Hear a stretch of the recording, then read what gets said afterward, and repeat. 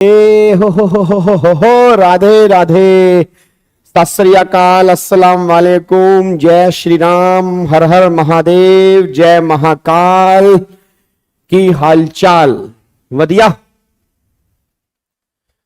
वधिया हो। राधा रानी की कृपा हो तो समझो मिल गया सब, जीवन की हर मुश्किल से होगा मुक्त सबका।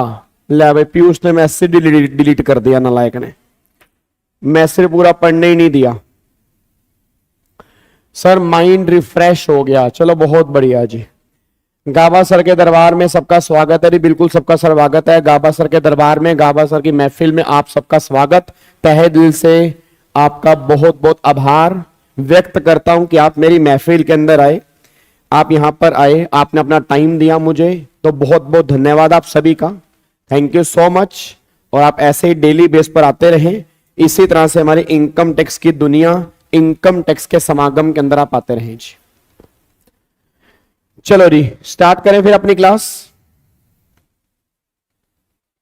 Very good afternoon Kush, very good afternoon Himanshu, very good afternoon Shreya, very good afternoon Rahul.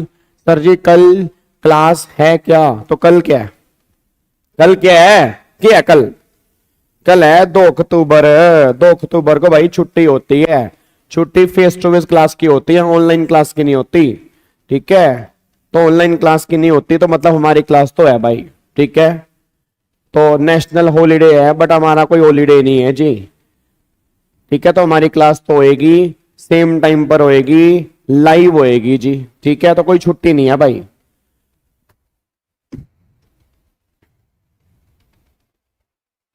हाँ कल गांधी जी का बर्थडे है तो आप बर्थडे मना लेना, बट 2:30 बजे यहां पे आके बैठ जाना बस जी। Sir I am your recorded best student, कभी भी थैंक यू बोलने का मौका नहीं मिला। Thank you so much, you are the best. Thank you Sonal, thank you, God bless you. चलो जी सर क्लास मत ऑफ करना, आपकी क्लास नहीं होती तो अच्छा नहीं लगता। ओए होए, इतना लगाव, इतना प्यार।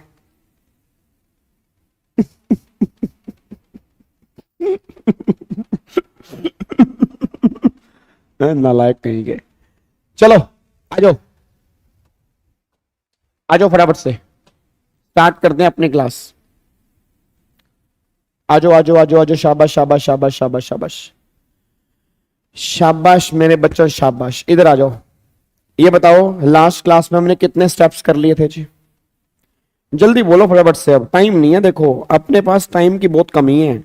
ये बताओ लास्ट क्लास में कितने स्टेप्स हमने कर लिए थे? हाँ जी, लास्ट क्लास में आई थिंक 10 स्टेप हमारे हो चुके थे ना। जल्दी बोलो। लास्ट क्लास में 10 स्टेप हमने कंप्लीट कर लिए थे, तो एक बार क्या मेरे को आप 10 के 10 स्टेप रिवाइज करवा सकते हैं? क्या आप मुझे 10 के 10 स्टेप रिवाइज करवा सकते हैं? एक बार मेरे को फटाफट से स्टेप बोलो, कौन कौन से स्टेप हमने लास्ट क्लास में कंप्लीट किए थे जी? टोटल हमने 10 स्टेप अपने कंप्लीट किए थे। एक बार मेरे को फटाफट से रिवाइज करवा दो कि 10 स्टेप हमने कौन कौन से कंप्लीट किए थे जी। ठीक है चलो। हाँ जी, स्टेप नंबर 1 हमने कौन सा कंप्लीट किया था? जल्दी बोलो, स्टेप नंबर 1 हमने कौन सा कंप्लीट किया था? स्टेप नंबर 1 हमने कंप्लीट किया था कि सबसे पहले हमें क्या फाइंड आउट करना है? Residential status. रेजिडेंशियल स्टेटस में क्या होगा कि या तो हम इंडिया में रेजिडेंट बनेंगे या नॉन रेजिडेंट बनेंगे। फिर रेजिडेंट बनने के बाद 2 कैटेगरी होंगी, या तो आप ROR बनोगे या क्या बनोगे, RNOR बनोगे। तो ये हमारा स्टेप नंबर 1 है। फिर स्टेप नंबर 2 में हम इनकम को क्लासिफाई करेंगे, कितने हेड्स में? 5 हेड्स में। अच्छा, अगर मैं इनकम को 5 हेड्स में क्लासिफाई करेंगे, सर थोड़ा सा टाइम बढ़ा दो त्रिशूल बैच का, ताकि सिलेबस टाइम से रिवाइज हो जाए, नहीं तो बहुत सिलेबस रह गया है। सूरज टेंशन मत लो, तुम्हारा सिलेबस तुम्हारे एग्जाम से पहले खत्म कर देंगे।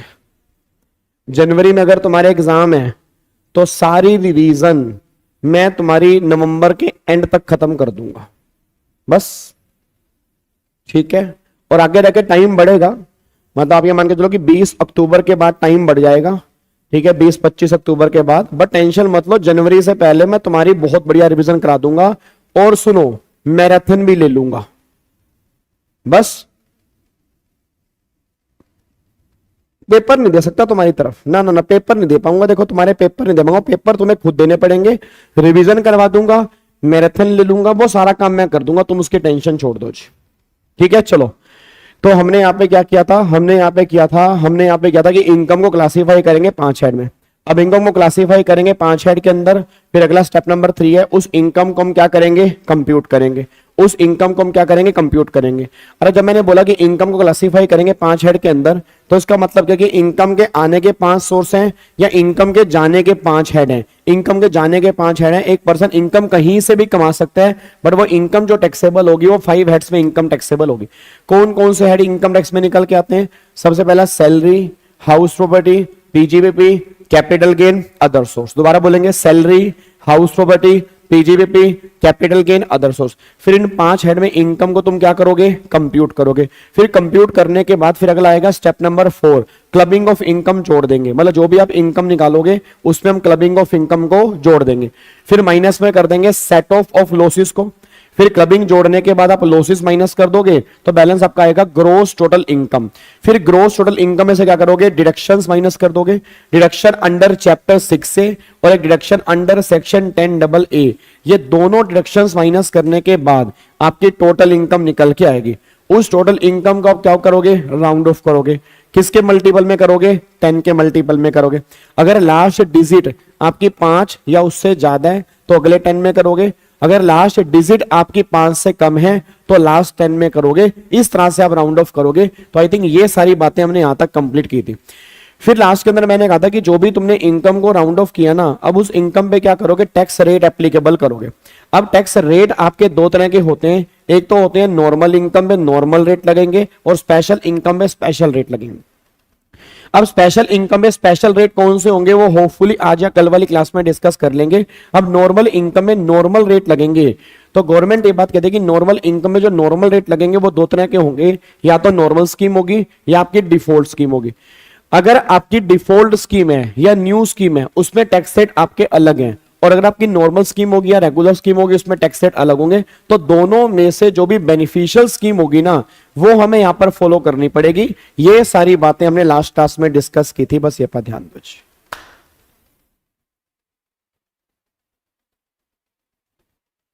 क्या बात मेरी समझ में आ रही है? सर अगर आप पेपर दोगे तो हमारी जगह तो पक्का फेल ही हो जाएंगे हम, क्योंकि आपकी हैंडराइटिंग वर्ल्ड क्लास है। ये अंकित तुम्हारी बहुत बड़ी गलत सोच है।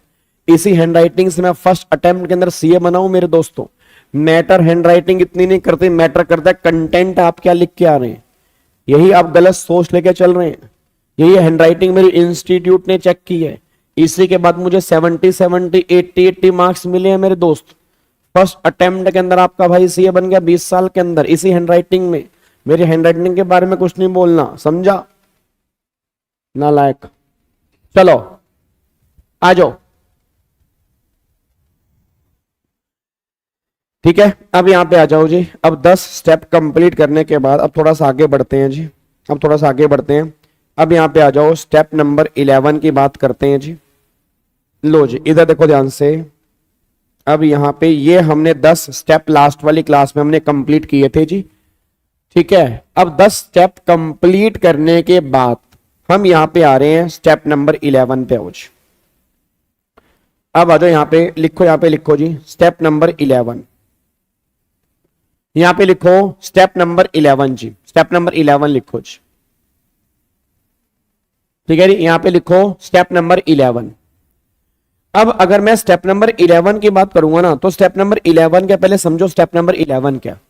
अच्छा, स्टेप नंबर 10 में क्या था? स्टेप नंबर 10 में टैक्स के रेट थे। अब अगर इनकम को रेट से मल्टीप्लाई करोगे तो क्या निकल के आ जाएगा? टैक्स निकल के आ जाएगा। तो स्टेप नंबर 10 में तुम्हारा टैक्स निकल के आ गया भाई। अगर मैं स्टेप नंबर 10 की बात करूंगा तो स्टेप नंबर 10 में क्या हुआ? स्टेप नंबर 10 में हमारा टैक्स निकल के आ गया। अब स्टेप नंबर 11 कह रहे कि जो भी तुमने टैक्स निकाला अब उस टैक्स में या तो सरचार्ज की बात होगी या उसमें रिबेट की बात होगी। मतलब जो भी आपने टैक्स निकाला या तो उस पर लगेगा सरचार्ज या उसमें से मिलेगी रिबेट। वो डिपेंड करता है कि तुम्हारी इनकम कितनी है। तो स्टेप नंबर 11 जो है वो सरचार्ज और रिबेट का है। अब ये सरचार्ज किस रेट से लगेगा, किस पे लगेगा, किसको लगेगा, गवर्नमेंट क्यों सरचार्ज लेकर आई, रिबेट कितनी मिलती है, किसको मिलती है, वो सारी की सारी बातें हम डिस्कस करेंगे। बट अभी स्टेप नंबर 11 में जो तुमने स्टेप नंबर 10 में टैक्स निकाला उस टैक्स में हमें सरचार्ज ऐड करना पड़ेगा या हमें रिबेट माइनस करनी पड़ेगी, बस ये पर ध्यान दो जी। तो लिखो यहां पे जी स्टेप नंबर 11 पे आओ जी। लिखो यहां पे स्टेप नंबर 11, यहां पे आ रही है एप्लीकेबिलिटी। लिखो जी applicability of surcharge, applicability surcharge और rebate on above tax liability. मतलब जो भी आपने ऊपर टैक्स निकाला उसमें हम सरचार्ज ऐड करेंगे और रिबेट माइनस करेंगे। अब सरचार्ज और रिबेट, अच्छा नाम से फर्क समझ में आ रहा है। सरचार्ज का मतलब क्या होगा? Extra charge. एक्स्ट्रा चार्ज मतलब जो टैक्स के ऊपर एक को टैक्स लगेगा, और नॉर्मली सरचार्ज जो लगेगा वो अमीरों पर लगेगा। अब क्वेश्चन तुम्हारे दिमाग में क्या होगा? फॉर एग्जांपल अमीर कौन? भाई आपने बोला कि सर सरचार्ज की बातें होंगी, सरचार्ज लगेगा अमीरों पर। अब यहाँ पे मुद्दा क्या निकल के आ रहा है कि अमीर कौन? अब देखो सिंपल सी बात है, जैसे मान लो बात करूंगा एमवी सर हो गया, तेजस सर हो गया, दीपिका मैम हो गया, आईडी सर हो गया, टीपी सर हो गया, ये तो अमीर है ही है। तो इनमें इनको चेक नहीं करना कि अमीर है या नहीं है। कुछ लोग ऐसे हैं जो डीम्ड अमीर हैं कि माने ही जाएंगे वो अमीर है, बट एक्चुअल में अमीर कौन बनेगा अंडर इनकम टैक्स, वो सारी बातें हमें समझनी है। क्योंकि जो अमीर बनेगा वो सरचार्ज पे करेगा, जो अमीर नहीं बनेगा वो सरचार्ज पे नहीं करेगा। फिर बात करूंगा रिबेट। अब अगर मैं रिबेट की बात करूंगा तो रिबेट का मतलब क्या होता है? डिस्काउंट। रिबेट का मतलब क्या होता है? छूट। तो गवर्नमेंट ये बात करेगी रिबेट मतलब डिस्काउंट, रिबेट मतलब छूट। ये छूट जो मिलेगी ना वो गरीबों को मिलेगी, वो अमीरों को नहीं मिलेगी जी। अब मुद्दा क्या निकल के आ रहा है फिर कि गरीब कौन है जी? अब ऐसा कौन गरीब होगा जिसको रिबेट मिलेगी? कितने की रिबेट मिलेगी? कितनी इनकम के बाद रिबेट मिलेगी? अमाउंट कितने की रिबेट मिलेगी? ये सारी की सारी बातें हमारे यहाँ पे डिस्कस करनी है। बट जो भी तुम्हारा टेक्स्ट निकल के आ रहा है स्टेप नंबर 10 में, उसी में ही सरचार्ज और रिबेट की बातें होंगी, बस ये पर ध्यान दो। क्या बात मेरी समझ में आ रही है? चलो अब यहां पे लिखो जी, अब यहां पे लिखो स्टेप नंबर 12। अब जो भी आपने इसमें सरचार्ज ऐड किया या जो भी आपने रिबेट माइनस की, उसके बाद जो भी टैक्स आया उसमें आप जोड़ दोगे health and education cess on income tax. भाई जो भी आपका टैक्स आ रहा है उसमें 4%, उसमें 4% आप क्या करोगे? हेल्थ एंड एजुकेशन सेस जोड़ दोगे जी। सर मार्जिनल रिलीफ भी रिबेट जैसा ही है ना? रिबेट जैसा है बट वो बहुत फर्क है। एक्चुअल में एमआर जो मिलता है वो मिलता है जिनके ऊपर सरचार्ज लगता है, और रिबेट मिलती है गरीबों पर, और एमआर मिलता है अमीरों को। तो है तो वो कुछ वैसा ही, बट दोनों के अंदर फर्क है, ठीक है ना? तो उसको हम डिस्कस करेंगे कि एमआर और रिबेट में क्या फर्क है आगे वाले आने वाली क्लास में। अभी देखो स्टेप नंबर 12 में क्या है कि जो भी टैक्स आपने निकाला स्टेप नंबर 11 में, उसके बाद जो फाइनल टैक्स आ रहा है उसमें 4% हेल्थ एंड एजुकेशन सेस आप यहां पे जोड़ दोगे। ये आपका स्टेप नंबर 12 यहां पे निकल के आ जाएगा जी। अब मेरा पूरी क्लास से क्वेश्चन है, अब स्टेप नंबर 12 में जैसे आपने 4% सेस जोड़ा ना, तो एक तरह से ये आपका फाइनल टैक्स होता है। मतलब जैसे आपने इसमें 4%, जैसे आपने 4% सेस ऐड किया, तो एक तरह से ना ये आपका फाइनल टैक्स है। मतलब फाइनल टैक्स का मतलब क्या है कि इतना पैसा अब मुझे गवर्नमेंट को देने जाना है। इसमें जो भी ऐड होना था, जो भी लेस होना था, वो सब कुछ हो चुका है। ये मेरा एक तरह से फाइनल टैक्स निकल कर आ रहा है। इतना फाइनल टैक्स मुझे पे करना है, बस ये पर ध्यान दो। अब सुनो ध्यान से, मैं कहना क्या चाह रहा हूं। अब यहां पे आ जाओ स्टेप नंबर 13 के।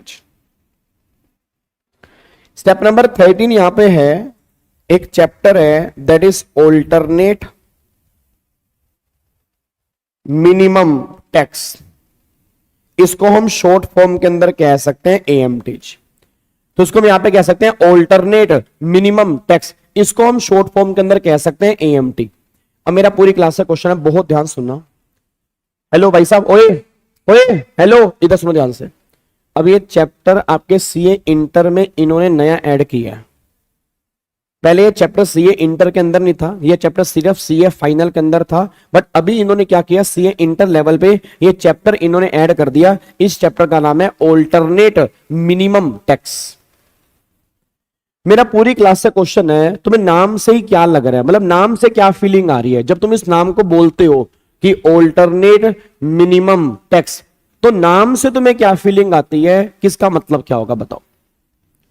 भाई जब हम ये कहते हैं कि ऑल्टरनेट मिनिमम टैक्स, तो नाम से तुम्हें क्या फीलिंग आती है, इस नाम का मतलब क्या है? तो देखो नाम से ही लग रहा है ऑल्टरनेट मिनिमम टैक्स का मतलब यह है कि कम से कम हमें इतना टैक्स तो देना ही पड़ेगा। मतलब इस चैप्टर के माध्यम से गवर्नमेंट ये बात कहना चाह रही है कि कम से कम आपको इतना टैक्स तो पे करना ही पड़ेगा।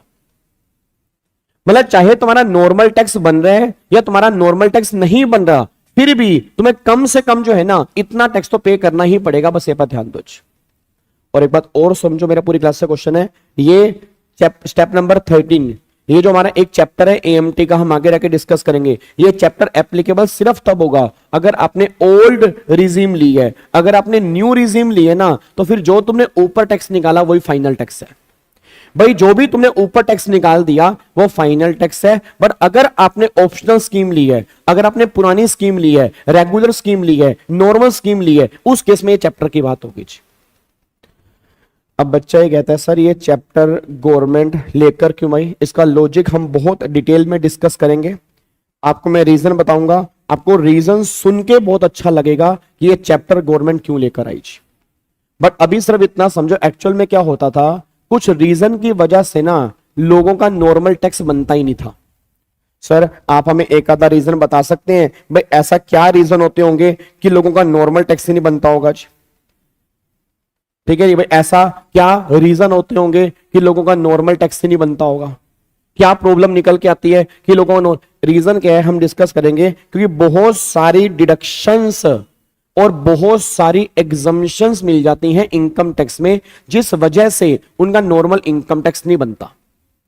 अब मान लो मैंने वो सारी डिडक्शन क्लेम कर ली, मैंने एग्जम्पशन क्लेम कर ली, अब मेरा नॉर्मल टैक्स बन ही नहीं रहा। और जब मेरा नॉर्मल टैक्स नहीं बन रहा तो फिर गवर्नमेंट ये बात कहती है यार ये तो बड़ी दिक्कत वाली बात है। और ऐसा नहीं कोई मैं चोरी कर रहा हूं, मैंने कोई चोरी नहीं की। जो जो गवर्नमेंट ने बोला तुम्हें बेनिफिट्स मिलेंगे, वो सारे बेनिफिट मैंने गवर्नमेंट के कहने के बाद ही ले लिए, उसके बाद मेरा टैक्स ही नहीं बन रहा। अब गवर्नमेंट को बेनिफिट वो देने जरूरी भी है भाई, अगर गवर्नमेंट को देश चलाना है तो बेनिफिट वो देने जरूरी है। अब गवर्नमेंट बेनिफिट विड्रॉ भी नहीं कर सकती, बट अगर बेनिफिट सारे दे रही है तो टैक्स निकल के नहीं आ रहा। तो गवर्नमेंट ने क्या किया, एक ऐसा तरीका बनाया कि देखो जी जो भी आपका नॉर्मल टैक्स निकल के आ रहा है, जो भी तुम्हारा नॉर्मल टैक्स निकल के आ रहा है वो टैक्स, और ऑल्टरनेट मिनिमम टैक्स जो भी तुम्हारा कम से कम इतना टैक्स निकल के आ रहा है ये तुम्हें कम से कम देना पड़ेगा। तो ये टैक्स और वो टैक्स, इनमें से जो हायर होगा ना ये टैक्स तुम्हें देना ही पड़ेगा। बस ये पर ध्यान। अब एक बच्चा कह रहा है यार गाबे एक बात सुन, गाबे भाई एक बात समझ में नहीं आ रही, जब मेरा नॉर्मल इनकम नहीं है और नॉर्मल इनकम पे नॉर्मल टैक्स नहीं बन रहा तो ये टैक्स कैसे निकल के आएगा? अरे मेरे नालायक बच्चे, आप मेरे को ये बताओ, अगर मान लो मेरी नॉर्मल इनकम ही नहीं है, अब नॉर्मल इनकम में नॉर्मल टैक्स नहीं आ रहा, बट तुम कह रहे हो एएमटी निकल कर आएगा, तो एएमटी कैसे आएगा? भाई जब मेरे प्रॉफिट ही नहीं है तो एएमटी भी तो तभी आएगा जब प्रॉफिट होंगे। अब गवर्नमेंट कह रही सुनो, अब जो तुम नॉर्मल टैक्स कैलकुलेट करते हो वो तुम कैलकुलेट करते हो टोटल इनकम पर। जो भी तुम नॉर्मल टैक्स निकाल रहे हो वो किस पे निकाल रहे हो? टोटल इनकम पे निकाल रहे हो। और जो भी तुम एएमटी निकालोगे वो टोटल इनकम पे कैलकुलेट नहीं करोगे, वो कैलकुलेट करोगे एडजस्टेड टोटल इनकम पे। मैंने क्या बोला, एक निकलेगा नॉर्मल इनकम पे, एक निकलेगा एडजस्टेड नॉर्मल इनकम पे। अब ये एडजस्टेड टोटल इनकम का मतलब क्या है, यही सारी बातें एएमटी के चैप्टर में। बस इतना समझ लो, जिस पे तुम नॉर्मल टैक्स निकाल रहे हो उस इनकम पे एएमटी नहीं निकलेगा, उस इनकम पे एएमटी नहीं है, एएमटी किसी अलग इनकम पे है। तो अगर एएमटी किसी अलग इनकम पे है और नॉर्मल टैक्स किसी अलग इनकम पे है तो ऑब्वियस सी बात है टैक्स में फर्क आएगा। इसलिए गवर्नमेंट ने कहा अगर तुम्हारा नॉर्मल कम आ रहा है, एएमटी ज्यादा है तो एएमटी पे करो। अगर तुम्हारा नॉर्मल ज्यादा है, एएमटी कम आ रहा है, फिर नॉर्मल पे करो। विच एवर इज हायर वाला जो टैक्स होगा आपको वही पे करना पड़ेगा। बस ये पर ध्यान दो। क्या बात मेरी समझ में आ रही है जी? पक्का पक्का, कोई दिक्कत वाली बात तो नहीं है। तो सिंपल सी बात क्या निकल करेगी, एएमटी का मतलब क्या है? कम से कम। एएमटी का मतलब, सारे बच्चे ध्यान दें, एएमटी का मतलब है कम से कम इतना टैक्स तो आपको देना ही पड़ेगा, बात खत्म। मतलब इसमें हम कुछ कर ही नहीं सकते। अगर तुम्हारा नॉर्मल ज्यादा है एएमटी से तो नॉर्मल पे कर दो, अगर तुम्हारा एएमटी ज्यादा है नॉर्मल से तो फिर हमें एएमटी पे कर दो, कोई दिक्कत वाली बात नहीं है। बट कम से कम तुम्हें इतना टैक्स तो पे करना ही पड़ेगा। बस ये पर ध्यान दो। हाँ, ये ओल्ड स्कीम में अंदर एप्लीकेबल होगा, अगर आपने डिफॉल्ट स्कीम ली है तो एएमटी वाला कॉन्सेप्ट ही नहीं है, फिर जो भी तुम्हारा डिफॉल्ट स्कीम में टैक्स बनेगा वो फाइनल टैक्स है, उसमें कुछ नहीं करना। तो ये बात सिर्फ ऑप्शनल स्कीम वालों पर एप्लीकेबल होगी, डिफॉल्ट स्कीम वालों पर एप्लीकेबल नहीं होगी, बस ये बात ध्यान दो। ठीक है, तो ये हमारा है स्टेप नंबर 13। चलो जी, अब आपने एएमटी निकाल दिया जी, अब लिखो यहां पर, पहले लिखो इसके बारे में, अब इसको ये यहां पे लिखो एएमटी जो एप्लीकेबल होगा, applicable only when if assessee opt for optional scheme, if assessee opt for optional scheme। ये एप्लीकेबल तब होगा अगर assessee ऑप्शनल स्कीम जो है वो ऑप्ट करेगा जी।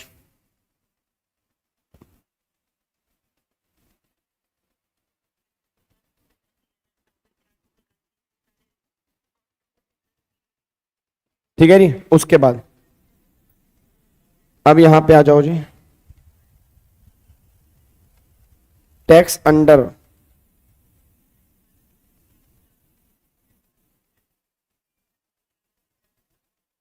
डिफॉल्ट स्कीम,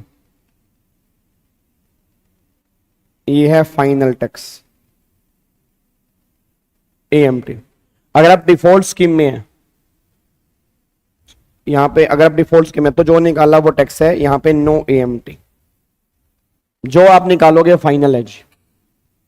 और अगर आप यहां पे लेके चल रहे हो, कल तुम्हारी किसी की छुट्टी तो नहीं है, कल तुम्हारी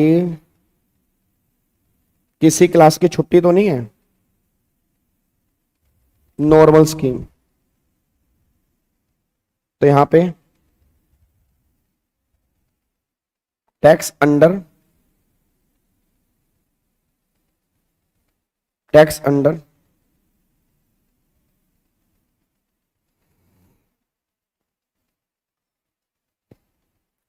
टैक्स अंडर रेगुलर स्कीम और एएमटी,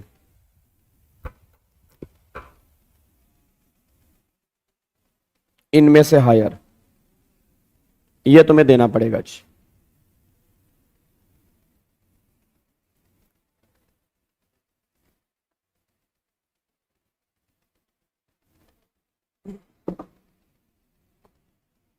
ठीक है जी,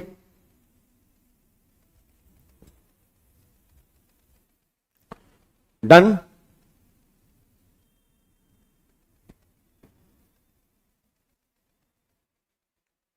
क्या बात मेरी समझ में आ रही है जी? पक्का पक्का? हाँ जी। तो टैक्स अंडर डिफॉल्ट स्कीम और फाइनल टैक्स है, टैक्स अंडर ऑप्शनल और नॉर्मल स्कीम जो है तो आपका बनेगा वो रेगुलर स्कीम, और AMT whichever is higher जो होगा वो ये वाला पॉइंट निकल के आएगा, बस ये पर ध्यान दो जी। ठीक है, अच्छा एक बात मेरे को बताओ, अब यहां पे आ जाओ स्टेप नंबर 14, अब यहां पे आ जाओ स्टेप नंबर 14। अब मेरे को सारे बच्चे बताइए स्टेप नंबर 14 में क्या आएगा, बताओ मेरे को, बताओगे स्टेप नंबर 14 में आएगा? थोड़ा दिमाग चला सकते हो? स्टेप नंबर जो जो ऊपर हमने स्टेप किए ना उनको एनालाइज करके बताओ अगला स्टेप कौन सा बनेगा। मैं देखता हूं अगर तुम थोड़ा सा अपना दिमाग चलाते हो तो किस लेवल पे चलाते हो। भाई जितने भी स्टेप्स तुमने ऊपर पढ़े हैं अभी तक, जो भी हमने स्टेप किए उसके बेस पे मुझे बताने की कोशिश करो अगला स्टेप कौन सा होगा। पे टैक्स टू गवर्नमेंट, ओके, पे टैक्स टू गवर्नमेंट, सारे बच्चे कह रहे हैं पे टैक्स टू गवर्नमेंट, पेमेंट हो गया, पेमेंट हो गया, ओके। तो सारे बच्चे कह रहे हैं टैक्स की पेमेंट। अच्छा आपको नहीं लग रहा टैक्स की पेमेंट से पहले एक और चीज भी आएगी? मेरा पूरी क्लास से क्वेश्चन है, जो एक बात बताओ यार, अभी हमने क्या किया स्टेप नंबर 12 में, हमने क्या किया स्टेप नंबर 12 में 4% सेस जोड़ के टैक्स निकाल दिया, फिर स्टेप नंबर 13 में एएमटी निकाल दिया। तो आपको नहीं लग रहा स्टेप नंबर 14 में जो ऑप्शनल स्कीम है और जो डिफॉल्ट स्कीम है उन दोनों में से जो भी मेरे लिए बेनिफिशियल टैक्स होगा पहले वो मुझे सिलेक्ट करना पड़ेगा। भाई अभी तक हमने क्या किया, अभी तक हमने क्या किया सर, अभी तक हमने ये किया कि हमने नॉर्मल स्कीम के अंदर भी टैक्स निकाला, और अभी तक हमने क्या किया, हमने अपना डिफॉल्ट स्कीम के अंदर भी टैक्स निकाला। अब दोनों स्कीम में से टैक्स निकालने के बाद जो मोर बेनिफिशियल होगा अब मैं उसको चूज करूंगा, ये हमारा स्टेप नंबर 14 है। भाई पेमेंट तो तब करने जाओगे ना, पहले पता तो हो कि तुम्हें लेनी स्कीम कौन सी है। तुमने दोनों स्कीम से टैक्स निकाल दिया, अब दोनों में से कौन सी बेस्ट स्कीम होगी तो वो तो फाइंड आउट करोगे ना। तो जो भी स्कीम तुम्हारे लिए बेस्ट होगी उसके बेस पे तुम यहां पे टैक्स पे करने जाओगे जी। तो लिखो यहां पे स्टेप नंबर 14 किसका जी? स्टेप नंबर 14 यहां पे आ रहा है, लिखो examine whether to pay tax under default tax regime, default tax regime under section 115 BAC or pay tax under optional tax regime under regular scheme, under regular scheme. आप इन दोनों में से एग्जामिन करोगे कि स्कीम दोनों में से कौन सी बढ़िया है जी। भावेश, एक बच्चा कह रहा है सर अगर डिफॉल्ट स्कीम ली है तो ना गलत कह रहे हो तुमने अपना मैसेज डिलीट कर दिया, तुम गलत कह रहे हो। स्कीम लेनी कौन सी है हमें बाद में बताना पड़ता है, पहले दोनों स्कीम से टैक्स निकालोगे, जो स्कीम तुम्हारे लिए अच्छी होगी वही स्कीम तुम ऑप्ट करोगे। ऐसा नहीं है तुम्हें साल के स्टार्टिंग के अंदर ही बताना है और वही स्कीम तुम्हें लेनी पड़ेगी, ऐसा बिल्कुल भी नहीं है। जब तुम्हारा साल खत्म हो जाएगा उसके बाद तुम चेक करो कि तुम्हारे स्कीम कौन सी बढ़िया है, और जो स्कीम तुम बढ़िया बोलोगे उसके बेस पे कैलकुलेशन करोगे। तो वही बात यहां पे हमें फाइंड आउट करनी है कि दोनों में से कौन सी स्कीम हमारे लिए अच्छा है। ओल्ड स्कीम में क्या है, डिडक्शन सारी है, एग्जम्पशन सारी है, टैक्स रेट ज्यादा है। न्यू स्कीम में क्या है, डिडक्शंस नहीं है, एग्जम्पशन नहीं है, टैक्स रेट कम है। तो दोनों स्कीम में से तुम्हारे लिए कौन सी बढ़िया स्कीम है, ये स्टेप नंबर 14 के अंदर फाइंड आउट करना पड़ेगा। सर क्या हम स्कीम हर साल चेंज कर सकते हैं? यस, हर साल चेंज कर सकते हो, सब्जेक्ट टू सम एक्सेप्शन। कुछ एक्सेप्शंस हैं जो हम डिस्कस करेंगे, उन केस में नहीं कर सकते। अदरवाइज हर साल जब भी तुम बाद में अपना इनकम कैलकुलेट करोगे उस टाइम पर तुम बता दोगे तुमने स्कीम लेनी कौन सी है। नॉर्मली सैलरी क्लास पर्सन में पहले बताना पड़ता है, बट जो सैलरी क्लास पर्सन नहीं होता उन केस में गवर्नमेंट कहती है तुम बाद में बता देना, जो भी स्कीम तुम्हें लेनी है, जो तुम्हें लगता है स्कीम सही है वो स्कीम तुम ऑप्ट कर लो, हमें कोई दिक्कत नहीं है। ओल्ड स्कीम का सेक्शन नहीं है, ओल्ड स्कीम फाइनेंस एक्ट के अंदर है जी। ओल्ड स्कीम जो है फाइनेंस एक्ट के अंदर है। अब लिखो यहां पे जी, अब इसका क्रक्स क्या निकल के आ रहा है? क्रक्स आ रहा है टैक्स अंडर डिफॉल्ट रिजिम, या तो ये या टैक्स अंडर डिफॉल्ट रिजिम, या तो ये या टैक्स अंडर ऑप्शनल रिजिम और एएमटी, और एएमटी। इनमें से जो आएगा वो आएगा हायर, और फिर इसमें और इसमें से जो भी लेस आएगा, लेस को हम बोलते हैं more beneficial, more beneficial to assessee. जो भी असेसी के लिए बेनिफिशियल होगा वो हमें देना पड़ेगा जी। ठीक है, अंडर सेक्शन 115 बीएससी जी। तो यहां पे टैक्स अंडर डिफॉल्ट स्कीम और टैक्स अंडर ऑप्शनल स्कीम और एएमटी, इनमें से हायर, जो हायर आएगा उसमें और उसमें से जो भी लेस होगा वो मैं यहां पे देना पड़ेगा, बस ये पर ध्यान दो। ये क्रक्स निकल के आ रहा है इस पॉइंट का जी। चलो अब मेरे को बताओ, अब दोनों में से ना, अब दोनों में से आपने टैक्स निकाल दिया, अब दोनों स्कीम में से टैक्स निकाल लिया, अब खुद सोच के बताओ अगला स्टेप क्या होगा। बताओ, अब दोनों स्कीम में से तुमने ये फाइंड आउट कर लिया कि इस स्कीम के अंदर मेरा टैक्स सही आ रहा है, अगला स्टेप क्या होगा बताओ जी। कोशिश करो बताने की जी, कोशिश करो बताने की कि अगला स्टेप क्या होगा। तो मतलब क्वेश्चन ये निकल के आ रहा है कि जो भी आपने यहां पे टैक्स निकाला, अब तुम्हारा टैक्स यहां पे निकल के आ गया। अब जो तुम्हारा टैक्स यहां पे निकल के आ गया तो अगला स्टेप यहां पे क्या होगा? अगला स्टेप क्या है? Payment, payment, payment, payment, payment. Almost सारे के सारे बच्चे कह रहे हैं पेमेंट, आंसर इज नो। उससे पहले भी अभी एक और स्टेप है, और उस स्टेप को हम बोलते हैं TDS, TCS, advance tax. TDS TCS advance tax, उस कॉन्सेप्ट को हम ये बोलते हैं। पहले एक बात मेरे को बताओ, उस कॉन्सेप्ट को समझाने से पहले मैं क्वेश्चन पूछना चाहता हूं। मेरे को सारे बच्चे बस ये बता दो, आप में से किन किन बच्चों का, आप में से किन किन बच्चों का, सोच के बोला, आप में से किन किन बच्चों का, या आप में से किन किन बच्चों ने ये बात सुनी हुई है कि लोगों को टीडीएस के रिफंड मिलते हैं? ये बताओ, आप में से किस किस बच्चे ने, मैं ये नहीं कह रहा पता है, आप में से किस किस बच्चे ने ये बात सिर्फ सुनी है, सिर्फ सुनी है कि लोगों को टीडीएस के रिफंड मिलते हैं? मैं ये बिल्कुल भी नहीं कह रहा आपको पता है, बट आप में से किस किस बच्चे ने ये बात सुनी है कि लोगों के घरों में रिफंड आ रहे हैं, लोगों के घरों में टीडीएस के रिफंड आ रहे हैं? तो ऑलमोस्ट काफी सारे बच्चे ऐसे जिन्होंने सुना है और काफी सारे बच्चों ने नहीं सुना है, वो कह रहे सर हमें पता ही नहीं होता कैच। अब जिन्होंने नहीं सुना, मैं उनको बताने जा रहा हूं कि प्रैक्टिकल लाइफ में लोग जो है ना, वो टीडीएस का रिफंड क्लेम करते हैं।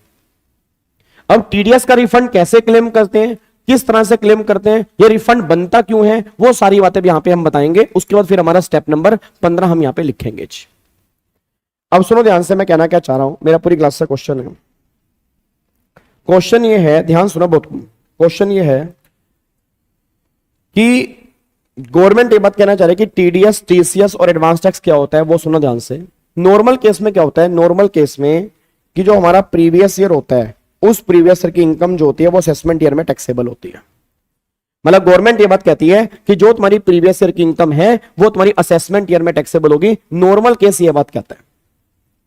बट टीडीएस वाले केस में क्या होता है, टीडीएस वाले केस में क्या होता है कि जैसे ही तुम इनकम कमाते हो और इनकम तुम्हारे अकाउंट में क्रेडिट होती है, तो कंपनी वाले उसमें से कुछ पैसा काट के जमा करवा देते हैं।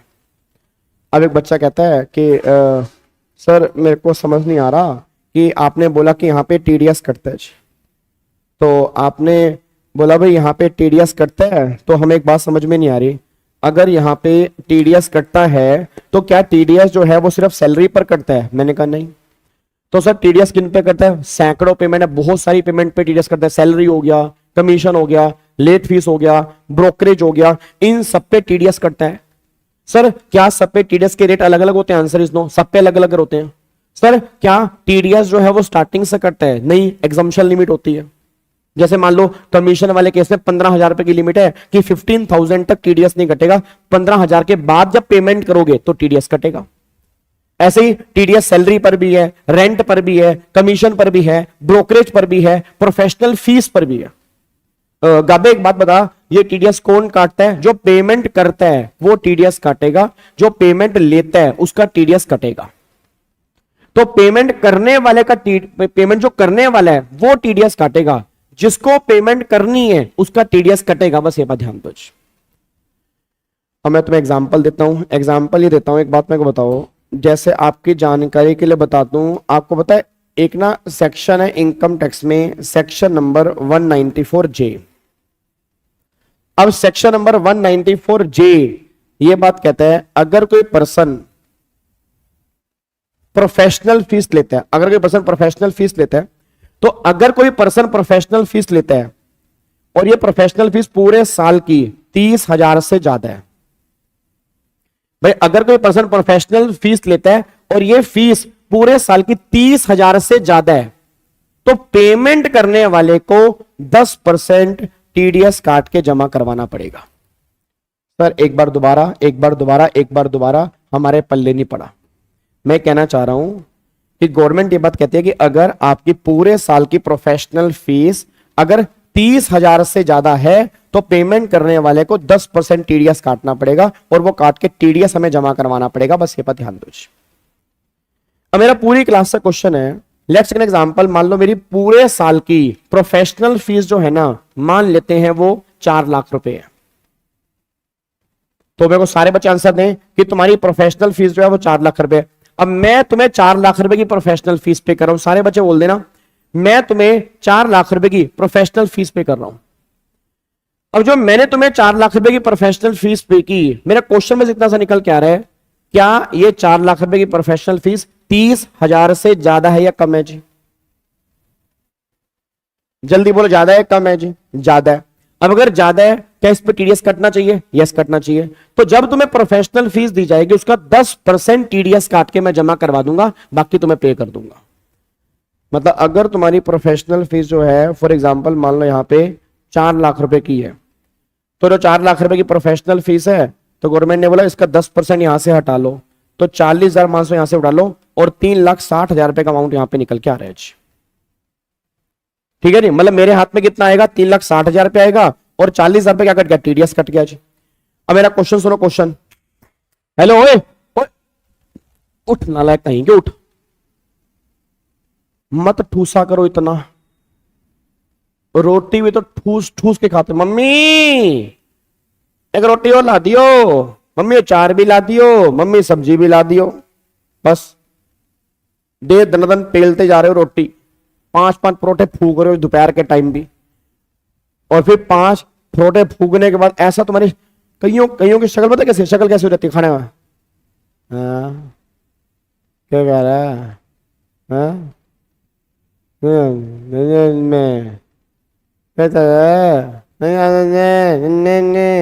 कईयों की शक्ल ऐसे हो जाती है, बिल्कुल सुन सुन, उनको पता ही नहीं कुछ चल रहा है, होंठ अपने आप खुल गए ऐसे, जीभ थोड़ी सी बाहर आ गई, आंखें ऐसे अटक गई, उनको समझ ही नहीं आ रहा क्या चल रहा है बस।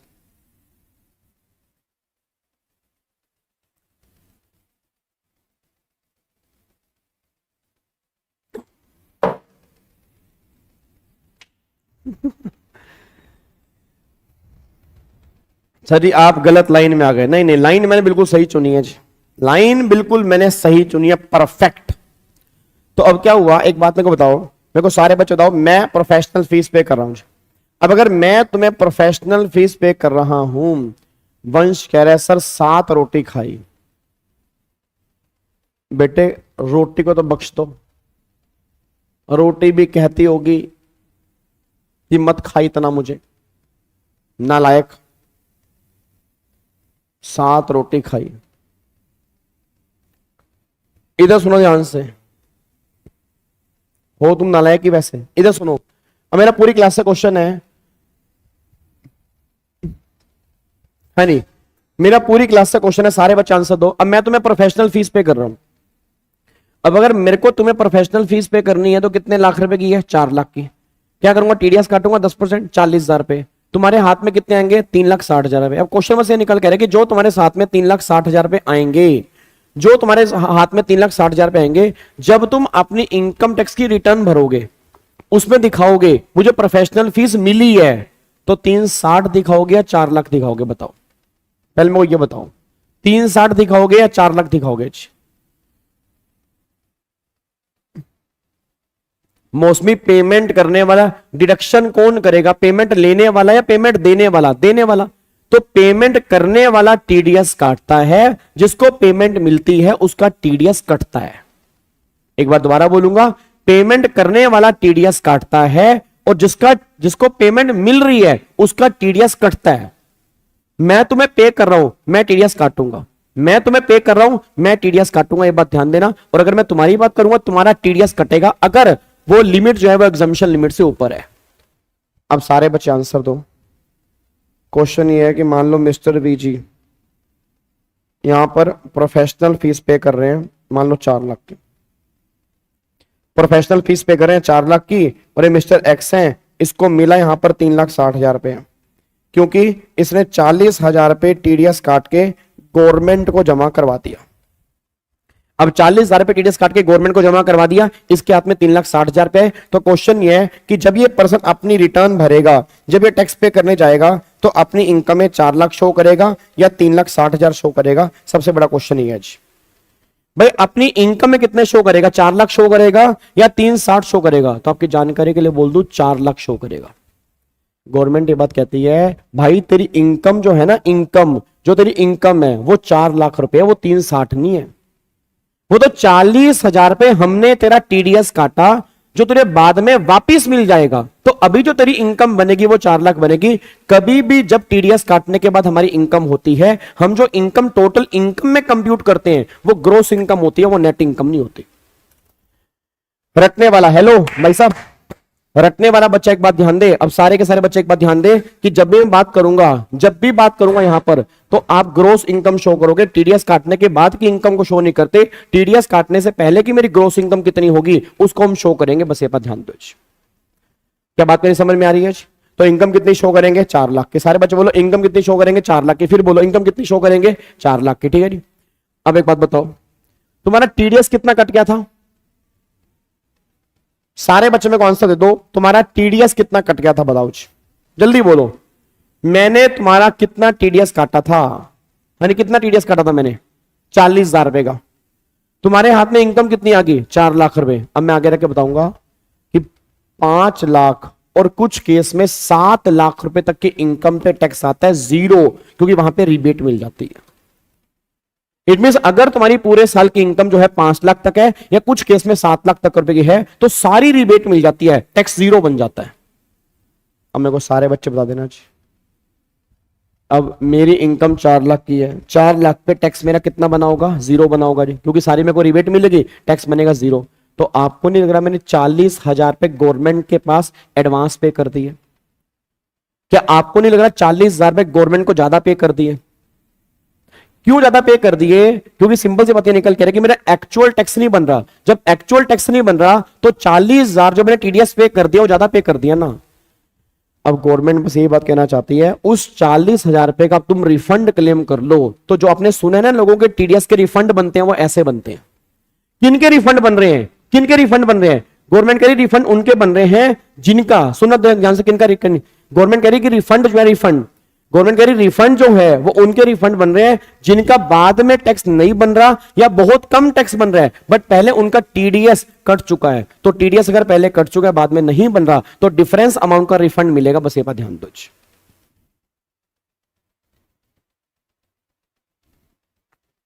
और ऐसा इसलिए हो रहा है कि टीडीएस के रेट अलग होते हैं और नॉर्मल इनकम टैक्स के रेट अलग होते हैं, इसीलिए दोनों के अंदर फर्क आ रहा है।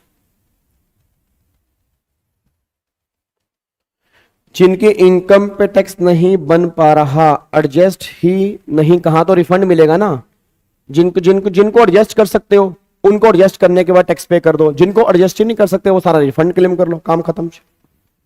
सर अगर उसकी इनकम लिमिट से ज्यादा है तो उस पर टैक्स, तो टीडीएस, हाँ बिल्कुल वही तो मैं कह रहा हूं। अगर तुम्हारा टैक्स बन रहा है तो टैक्स में से टीडीएस माइनस कर दो, टीसीएस माइनस कर दो, और जो भी तुम्हारा एडवांस टैक्स बनता है वो माइनस कर दो। इसको माइनस करने के बाद फिर जो तुम्हारा टैक्स आएगा कहीं वो जाके हम पे करेंगे। बस ये पर ध्यान दो। रिफंड के साथ नहीं देती गवर्नमेंट टीडीएस ना, इंटरेस्ट देती है। अगर पेमेंट करने में डिले गवर्नमेंट कर देती है तो फिर 6% पर एनम का इंटरेस्ट भी साथ में मिलता है। फिर गवर्नमेंट 6% पर एनम का रिफंड भी साथ में देगी। सर डबल टैक्स लगेगा ना, टीडीएस भी रहेगा। अरे मेरे भाई अंकित, डबल टैक्स लगेगा बट डबल टैक्स पे नहीं करना। वहां पे लगेंगे स्लैब रेट, यहां लगेंगे टीडीएस के रेट, तो उसमें से टीडीएस माइनस कर दो, बैलेंस पे कर दो, तो एक ही तो बार टैक्स है। डबल टैक्स कहां है? डबल टैक्स तुम्हें देखने में लग रहा है ना, बट पेमेंट तो एक ही बार करनी है, क्योंकि जो तुम्हारा बाद में बना उसमें से टीडीएस और टीसीएस माइनस कर दोगे, जो नेट बनेगा वो हमें यहां पे देना होगा। वो इतनी सी बात कर रहे हैं बस। क्या बात समझ में आ रही है? टीडीएस 10% फिक्स है क्या? आंसर इज नो, अलग अलग रेट है। मैंने सिर्फ एग्जांपल लिया है, अदरवाइज अलग अलग रेट है। Sir books but sir double tax, भाई डबल टैक्स तो नहीं लगेगा, ये तो मैंने क्लियर कर दिया। डबल टैक्स इंटरेस्ट के तुम्हें रिफंड इंटरेस्ट मिलेगा, बिल्कुल मिलेगा जी। ठीक है, यहां तक क्लियर है? पक्का पक्का लोग कर दूं? चलो अब यहां पे लिखो जी, लिखो जी। स्टेप नंबर कौन सा है? 15। स्टेप नंबर 15 जी, लिखो यहां पे जी।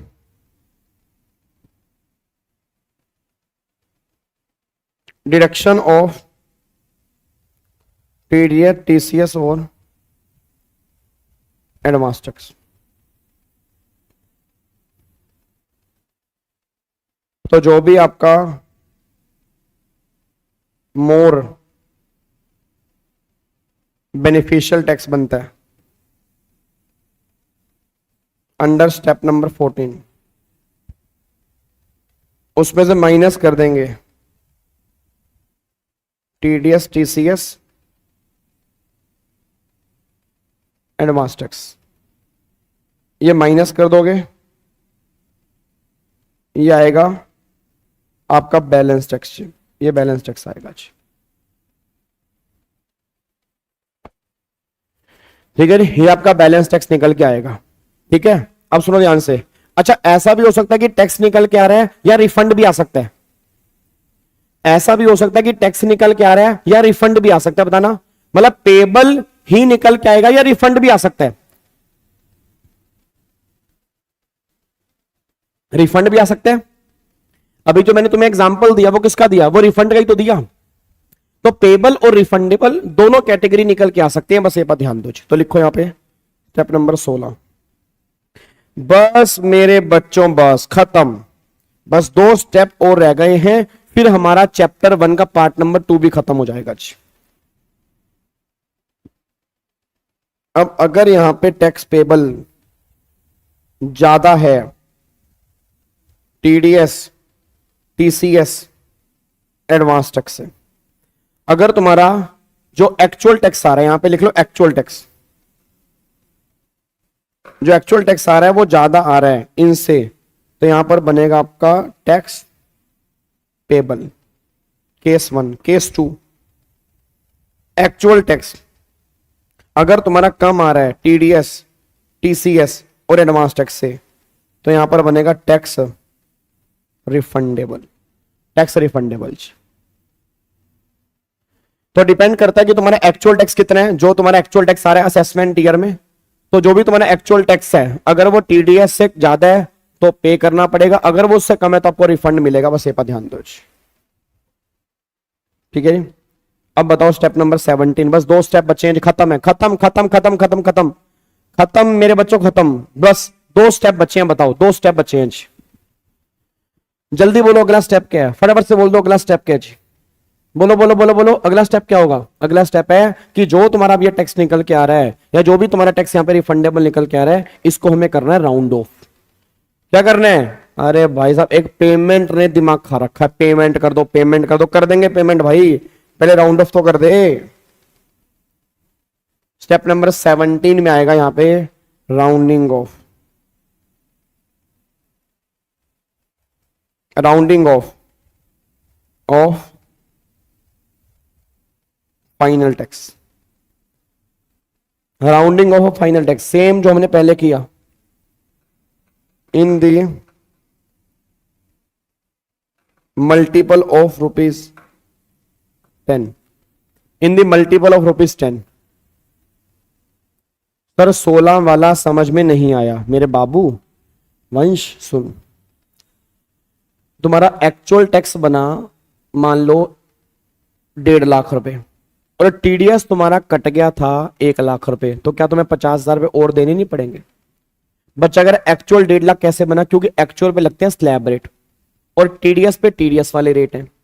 बात मेरी समझ में आ रही है। तो एक्चुअल पे टैक्स ऑलवेज आपका अलग आएगा, टीडीएस वाला अलग आएगा। तो अगर एक्चुअल तुम्हारा ज्यादा है, टीडीएस तुम्हारा कम कटा है, तो और हमें देने पड़ेंगे। और अगर ऑलरेडी टीडीएस में पे कर चुका हूं ज्यादा, और एक्चुअल टैक्स जो मेरा अभी टैक्स बन रहा है वो कम बन रहा है, उस केस में फिर रिफंड की बात होगी। वो ये बात कहना चाह रहे हैं जी।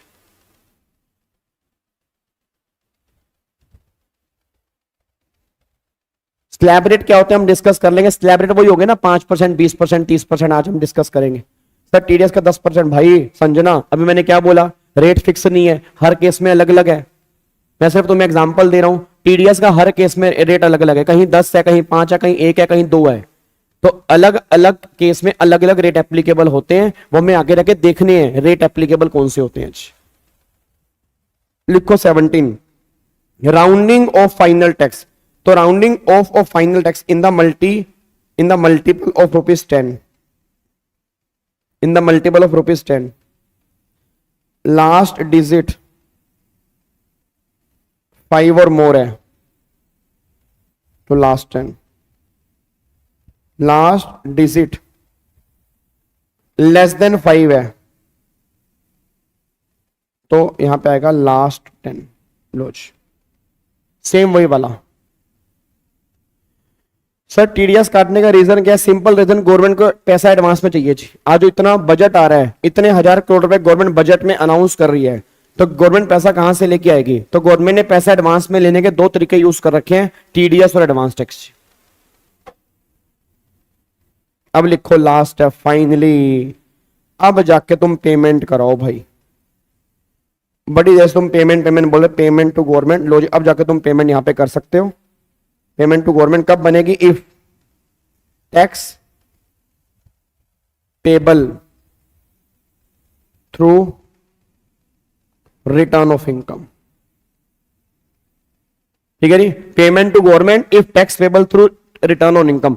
फिर अगर आपका टैक्स पेबल निकल के आ रहा है, अब आपको टैक्स पे करना पड़ेगा जी। अब आपको टैक्स पे करना पड़ेगा। सर आपने ऊपर वाले में भी 10 लिख दिया, नहीं यहां पे तो आएगा नेक्स्ट 10 और यहां पे आएगा लास्ट 10। चलो जी अब यहां पे लिखो, लिखो यहां पे जी, पेमेंट थ्रू, हम यहां पे करेंगे फाइलिंग ऑफ रिटर्न। जो लोग रिटर्न फाइल करते हैं उनको पता होगा, जब भी हम रिटर्न भरते हैं उसके साथ में पेमेंट होती है, उसके साथ में पेमेंट होती है। सर दोनों में लास्ट में 10 लिख दी है, तो 5 और मोर है तो नेक्स्ट 10 है, लेस देन 5 है तो लास्ट 10 है। कहां पे कह रहे हो आप? फर्स्ट में नेक्स्ट 10 आएगा, सेकंड में लास्ट 10 आएगा, सही तो है?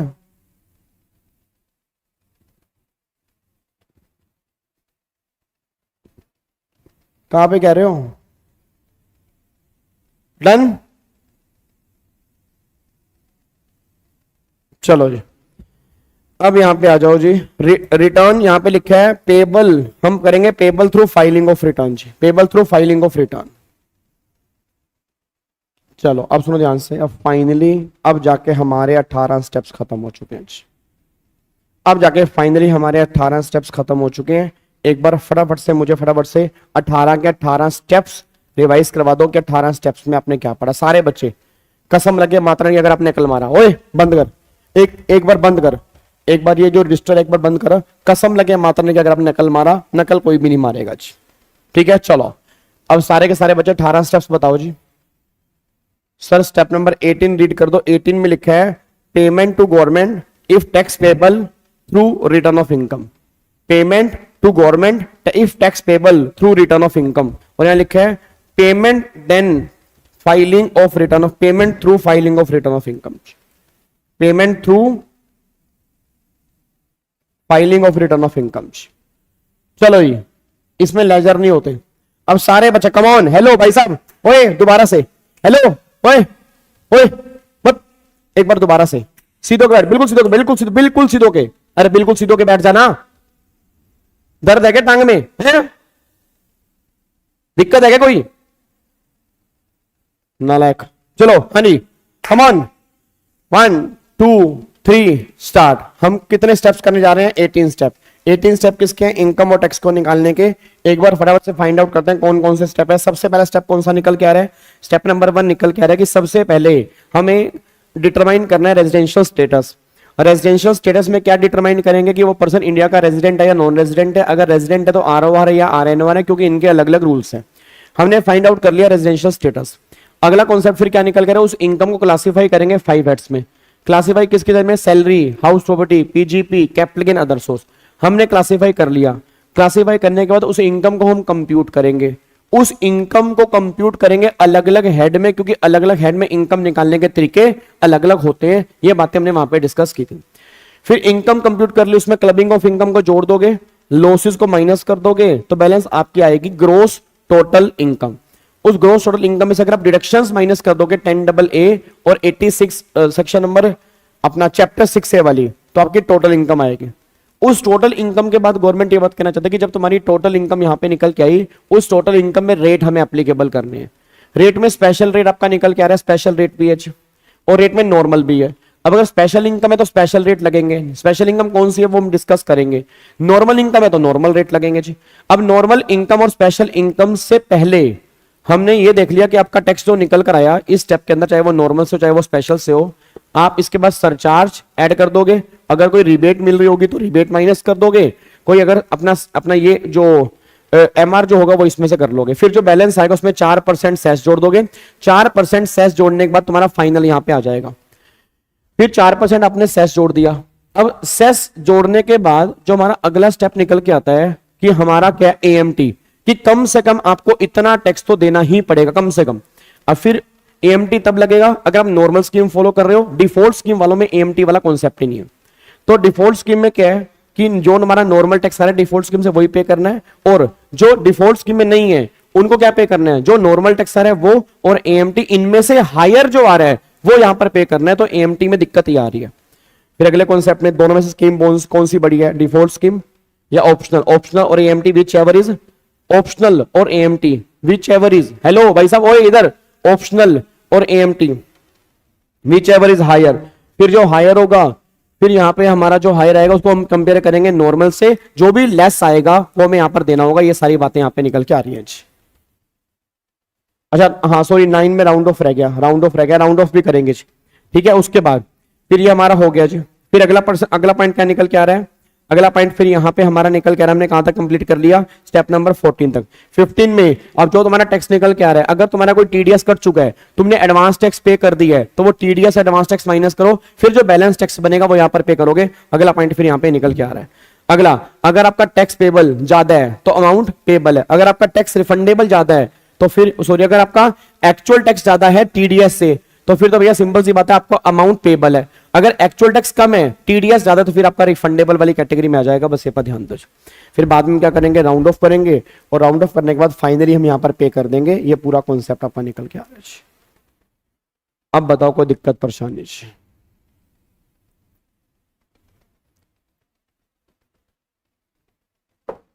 बताओ जी, क्या 18 के 18 स्टेप्स बाय हार्ट लर्न हो गए नहीं हो गए जी?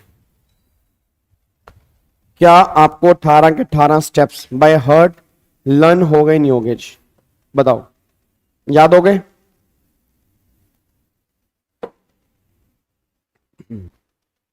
डन? कोई दिक्कत तो नहीं है? पक्का पक्का? चलो जी, बहुत बढ़िया जी, बहुत बढ़िया, very good very good. Sir ये 18 स्टेप्स यूज करके टैक्स निकल, हाँ हाँ हाँ बिल्कुल निकल जाएगा जी।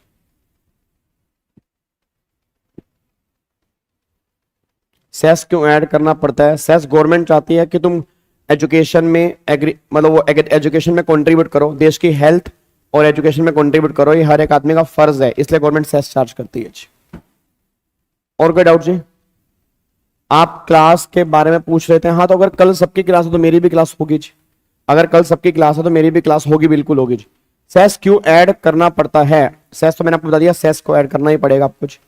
चलो अब इसको लॉक कर दें जी। क्या अब इसको लॉक कर दें? चलो जी, अब यहां पे आ जाओ, तो देखो ध्यान से।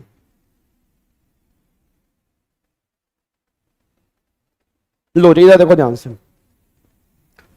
अब मेरा पूरी क्लास का क्वेश्चन है, सबसे पहले मेरे को बता दो, अगर हमें किसी पर्सन की टोटल इनकम निकालनी है तो सबसे पहला स्टेप बताओ क्या था जी? सबसे पहला स्टेप क्या था? आंचल कल 2 अक्टूबर है ना, 2 अक्टूबर मतलब गांधी जयंती छुट्टी होती है, कल नेशनल हॉलीडे होता है जी। सबसे पहला स्टेप क्या था? Residential status. तो सबसे पहला स्टेप यहां पे निकल के आ रहा है रेजिडेंशियल स्टेटस। इसका मतलब क्या है? इसका मतलब यह निकल के आ रहा है कि एक पर्सन की टोटल इनकम जो है वो रेजिडेंशियल स्टेटस पर बेस्ड है। इट मीन जब तक हम किसी पर्सन का रेजिडेंशियल स्टेटस फाइंड आउट नहीं करेंगे ना, तब तक उस पर्सन की हम इनकम निकाल ही नहीं सकते। बस ये बात ध्यान दो।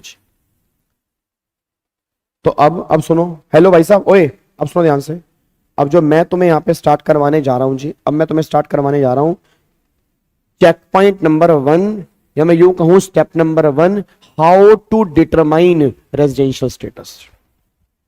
अब हम यहां पे टॉपिक जो स्टार्ट करने जा रहे हैं वो स्टार्ट करने जा रहे हैं how to determine residential status. कि रेजिडेंशियल स्टेटस डिटरमाइन कैसे करने हैं वो मैं आपको बताने जा रहा हूं, बस ये पर ध्यान दो। ठीक है, पहले हम रेजिडेंशियल स्टेटस वाला पोर्शन देख लेंगे, फिर हम आएंगे टैक्स रेट के ऊपर, ताकि दिमाग में क्लैरिटी हो कि कौन आर बनेगा कौन एनआर बनेगा, उसके बाद ही ये डिसाइड कर पाएंगे इनकम किस तरह से निकालनी है। बस ये पर ध्यान दो।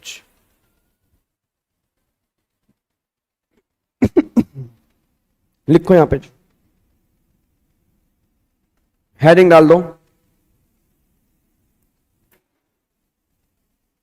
हेडिंग डालो यहां पे, हेडिंग जी। आरओआर की फुल फॉर्म होती है resident and ordinary resident in India. Sir chapter 2 है तो हाँ, चैप्टर 1 एंड 2 एक साथ चलते हैं जी। जो हम चैप्टर कर रहे हैं ना, ये दोनों एक साथ कर रहे हैं, और दोनों एक साथ शुरू होंगे, दोनों एक साथ ही खत्म होंगे, और दोनों की वेटेज है वो 20 नंबर तक की है।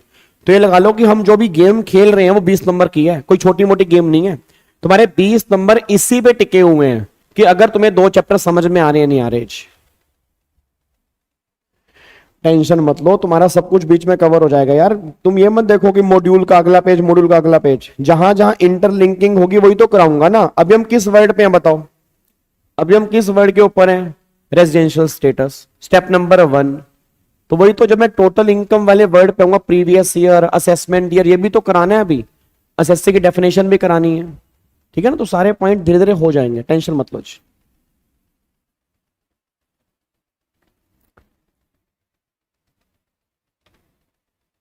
लिखो यहां पे,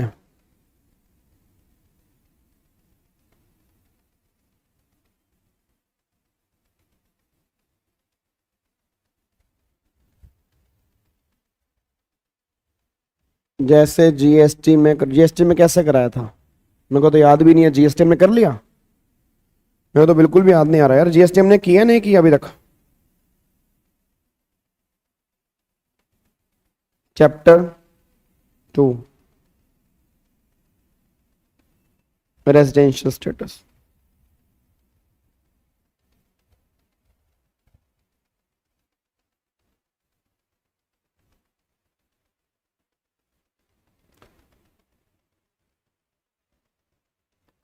हमें तो नोट्स पढ़ने हैं।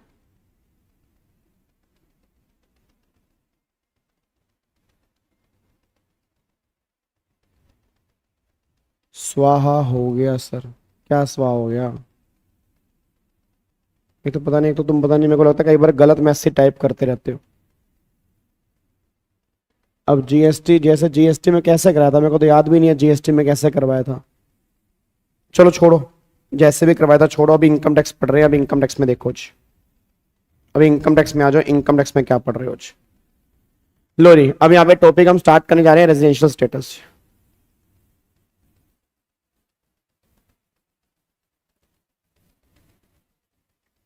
ठीक है जी, रेजिडेंशियल स्टेटस। अब इस चैप्टर में सेक्शन 5 से लेके 9 तक सेक्शन है।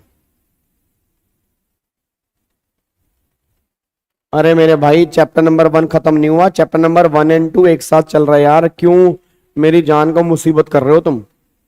आराम से बैठ जाओ ना।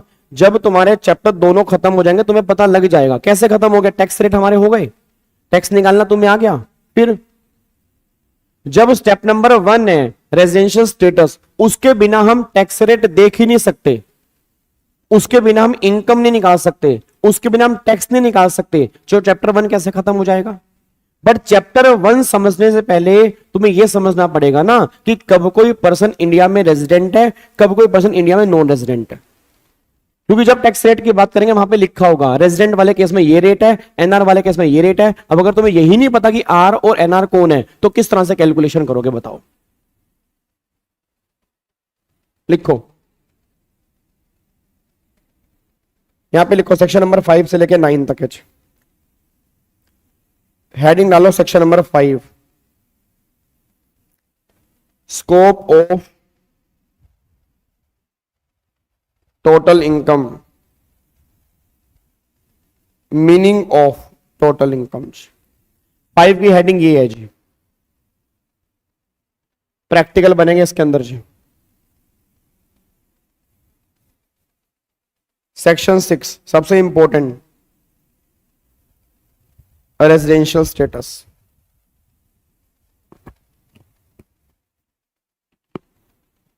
Section number 7,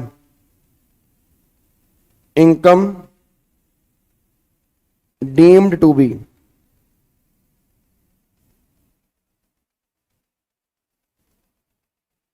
received in India. Income deemed to be received in India.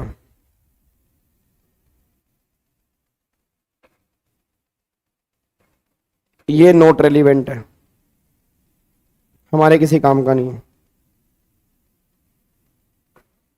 Income deemed to be accrue और arise in India. Income deemed to be accrue और अराइज इन इंडिया जी. अब ये सेक्शन 7 हम डिस्कस करेंगे सैलरी में. Salary 8 हमारे किसी काम का है नहीं, 7 करेंगे सैलरी में. 3 सेक्शन बस हमें गिने गिने करने हैं. सेक्शन 5 हमें करना है ये वाला, फिर सेक्शन 6 हमें करना है और सेक्शन 9 करना है. ये 3 सेक्शन जो है हमें डिस्कस करने हैं, बस ये पर ध्यान दो. ठीक है, ये 3 सेक्शन जो है हमें डिस्कस करने हैं, ये बात ध्यान देना चाहिए. चलो अब इस चैप्टर को स्टार्ट करने से पहले ना मेरे कुछ क्वेश्चन के आंसर दो. हेलो ओए ओए 14% वालों, हेलो हेलो 14% वालों, इधर इधर सुनो, मेरी बात को सुनो, मुझे आंसर दो. रेजिडेंशियल स्टेटस को निकालने से पहले मेरे कुछ क्वेश्चन है, आप मुझे उसका आंसर दोगे. मैं तुमसे बात कर रहा हूं भाई साहब, ओए तुमसे तुमसे हाँ हाँ तुमसे बात कर रहा हूं. मेरे कुछ क्वेश्चन है तो मुझे आंसर देना. मेरे भाई डीम टू बी एक्रू और arise in India. Deem to be accrue और अराइज इन इंडिया. मेरे भाई मेरा पहला क्वेश्चन ये है कि क्या हर पर्सन के रेजिडेंशियल स्टेटस निकालने का तरीका सेम होगा या अलग अलग होगा? बताओ. रूल नंबर 1 बताओ, क्या हर पर्सन के स्टेटस निकालने का तरीका सेम होगा या अलग होगा जी? बताओ, सेम है या अलग है? स्टेटस निकालने का तरीका सेम होगा अलग अलग? अलग अलग होगा जी. अच्छा, मेरे पापा इंडिया के रेजिडेंट हैं, क्या मैं भी रेजिडेंट बनूंगा? क्या जरूरी है? हेलो ढोकले, ओ ढोकले इधर. अगर मेरे पापा इंडिया के रेजिडेंट हैं, मैं भी रेजिडेंट बनूंगा, क्या जरूरी है? नहीं है. मेरी मम्मी रेजिडेंट है, मैं भी रेजिडेंट बनूंगा, क्या जरूरी है? नहीं है. मैं रेजिडेंट हूं, मेरे फादर भी रेजिडेंट होंगे, नहीं है. तो भाई अलग अलग रूल्स हैं यार. अलग अलग आदमी का स्टेटस अलग अलग तरीके से निकालना है. इंडिविजुअल का अलग निकालना है, एचएफ अलग निकालना है, कंपनी का अलग निकालना है. सबके अलग अलग सेपरेट रूल्स हैं, सबके रूल्स अलग अलग हैं, ये पर ध्यान दो. ये रूल नंबर 1 है स्टेटस निकालने का. तो जब भी तुम स्टेटस निकालोगे हर पर्सन का अलग अलग निकालोगे, कंबाइन नहीं निकालोगे. ऐसा नहीं कि पापा रेजिडेंट तो सारे रेजिडेंट, बेटा रेजिडेंट तो सारे रेजिडेंट, ऐसा बिल्कुल भी कोई रूल नहीं है. तो रूल नंबर 1 ध्यान देना. रूल नंबर 1 सबसे पहले ध्यान देना कि हमें जब भी स्टेटस निकालना है तो स्टेटस निकालने से पहले हमें यह ध्यान रखना है कि स्टेटस हर पर्सन का अलग अलग निकालना है, सेम नहीं निकालना. रूल नंबर 2 सोच के बताना, जो भी हम स्टेटस निकालना भी सीखेंगे, क्या वो स्टेटस हम प्रीवियस ईयर के लिए निकालेंगे या असेसमेंट ईयर के लिए निकालेंगे? सोच के बताओ भाई. जो हमें स्टेटस निकालना सीखना है, क्या वो स्टेटस प्रीवियस ईयर के लिए निकलेगा या असेसमेंट ईयर के लिए निकलेगा? कोशिश करो, बताओ जी. स्टेटस किस साल का निकालना पड़ेगा? बहुत बढ़िया यार, वेरी गुड यार, वेरी गुड. मैं कह रहा हूं भाई साहब तुमने कमाल कर दिया. सही बता रहा हूं यार, मैं सही बता रहा हूं. तुम्हारे बैच में मैं इतना प्राउड फील करता हूं, इतना प्राउड फील करता हूं. चाहे तुमने जीएसटी के फीडबैक नहीं भेजे, वो कोई दिक्कत वाली बात नहीं है, तुम वो नालायक हो, उसके अंदर मैं कुछ तुम्हें कह नहीं पाऊंगा, बट फिर भी तुम्हारा बैच बहुत इंटेलिजेंट है. सबने से आंसर दिया प्रीवियस ईयर. रीजन बोलो प्रीवियस ईयर क्यों? रीजन बोलो रीजन. क्योंकि सर इनकम किस साल की निकालनी है? Previous year. तो इनकम प्रीवियस ईयर की निकलेगी तो स्टेटस भी तो प्रीवियस ईयर का निकलेगा. जब इनकम प्रीवियस ईयर की निकलेगी तो स्टेटस भी किस साल का निकलेगा? प्रीवियस ईयर का. तो यहां पे जो बात होगी वो ये बात ध्यान देना कि हमें स्टेटस निकालना है प्रीवियस ईयर का, बस ये बात ध्यान दो. ठीक है, चलो अगले पॉइंट पर आओ जी. अगले पॉइंट पर आओ. ये आपका रूल नंबर 2 है कि स्टेटस निकालना है प्रीवियस. अगर रूल नंबर 3, क्या एक पर्सन अगर इंडिया का सिटीजन है, क्या वो इंडिया का रेजिडेंट होगा ही होगा? क्या जरूरी है? एक पर्सन इंडिया का रेजिडेंट है, क्या वो इंडियन सिटीजन होगा? क्या जरूरी है? मतलब क्या रेजिडेंट होना या ना होना या सिटीजन होना ना होना सेम कॉन्सेप्ट है? सेपरेट है, सेपरेट कॉन्सेप्ट है. एक पर्सन इंडिया का रेजिडेंट है बट इट डजंट मीन वो इंडिया का सिटीजन भी है. एक पर्सन इंडिया का सिटीजन है, इट डजंट मीन वो रेजिडेंट भी है. दोनों के अलग अलग रूल्स हैं, ये बात ध्यान देना चाहिए. दोनों के सेपरेट रूल्स हैं. तो गवर्नमेंट ये बात कहना चाह रही है कि भैया सिंपल सी बात है, सिटीजनशिप एक अलग कॉन्सेप्ट है, रेजिडेंशियल स्टेटस एक अलग कॉन्सेप्ट, दोनों के सेपरेट रूल्स हैं। अगला अगला रूल ध्यान दो जी। क्या एक पर्सन एक ही साल में एक से ज्यादा कंट्री का रेजिडेंट बन सकता है? क्या एक पर्सन एक ही साल में एक से ज्यादा कंट्री का रेजिडेंट बन सकता है? क्या बताना भाई, मैं एक साल में मोर देन वन कंट्री का रेजिडेंट बन सकता हूं? ऑब्वियस सी बात है, यस बन सकता हूं। कैसे बन सकता हूं? क्योंकि रेजिडेंट बनना ना बनना किस पे डिपेंड करे? कंडीशन।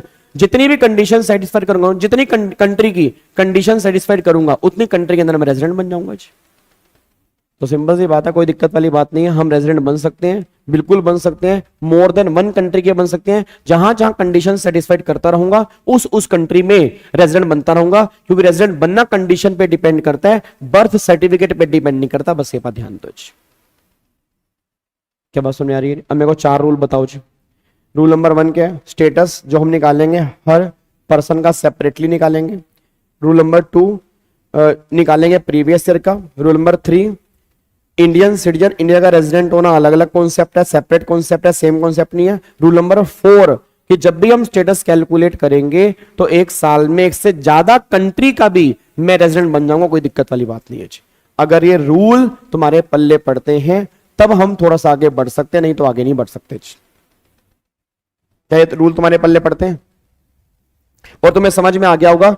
सबसे पहले हमें सेक्शन नंबर 6 करना है, क्योंकि सबसे पहले हमें यही फाइंड आउट करना है कि एक पर्सन रेजिडेंट कब बनेगा या नॉन रेजिडेंट कब बनेगा। यह फाइंड आउट करने के लिए सबसे पहले हमें सेक्शन नंबर 6 पढ़ना पड़ेगा। ठीक है, अब भाई साहब मैं तुम्हें दिखा रहा हूं एक्ट, और जो तुम्हें एक्ट की इंटरप्रिटेशन करके मजे आ जाएंगे ना भाई साहब, तुम नाचने लग जाओगे आज वाली क्लास में। सही बता रहा हूं सर, जो तुम्हें मैं इंटरप्रिटेशन करवा दूंगा ना अब यहां पे सेक्शन 6 की, रेजिडेंशियल स्टेटस की, तुम कहोगे भाई साहब इस तरह से भी लोग को पढ़ सकते हैं, हमने आज तक कभी इस तरह से लोग को पढ़ा ही नहीं था जी। अब तुम्हें अब पढ़ने का मजा आएगा यहां पे जी। सेक्शन नंबर यहां पे हमारा है 6, सेक्शन नंबर यहां पे हमारा निकल के आ रहा है 6 जी।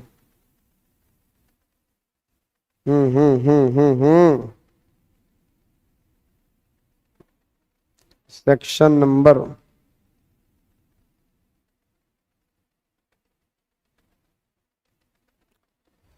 कहां पे है?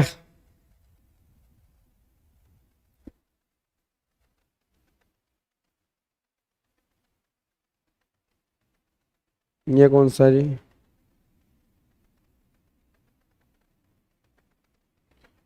ये तो 10 है।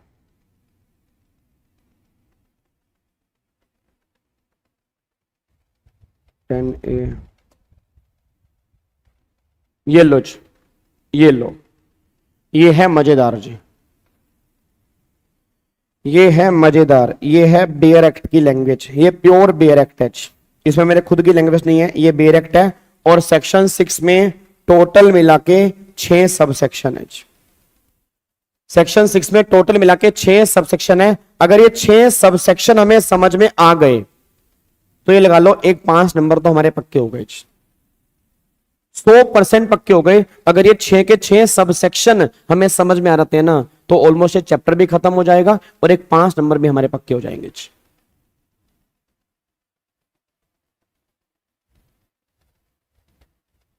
ठीक है सर, बेरा कितना बोरिंग होता है? बोरिंग नहीं होता, पता नहीं तुम्हें क्यों बोरिंग लगता है, ये तो पढ़ने का तो मजा आता है। ठीक है, तो एक बार ऐसा करो, पहले हेडिंग डालो, पहले हेडिंग डालो बेसिक रूल, लिखो basic rules to be considered while determining the residential status. लिखो जी, basic rules to be consider, basic rules, पहले बेसिक रूल लिखो, basic rules to be considered while determining the residential status.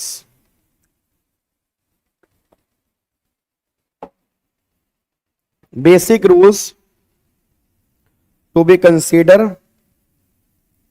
while determining the residential status.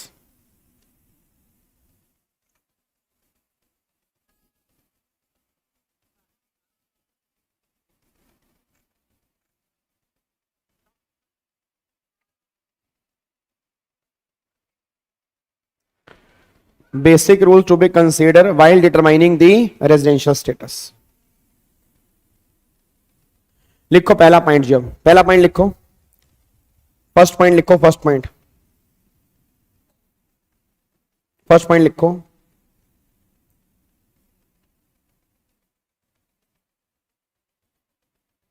Residential status is determine for each category of person separately, each category of person separately। Example में लिखो, example में लिखो,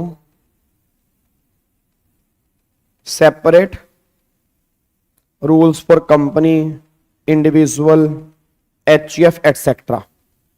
सबके लिए अलग अलग rules हैं जी, सबके लिए जो है वो अलग अलग रूल्स यहां पे हैं। पॉइंट नंबर 2, पॉइंट नंबर 2 जी, residential status is always determine for the previous year because we have to compute total income of previous year, because we have to compute total income of previous year, हमें total income भी previous year की लेनी पड़ती है, इसलिए। तीसरा,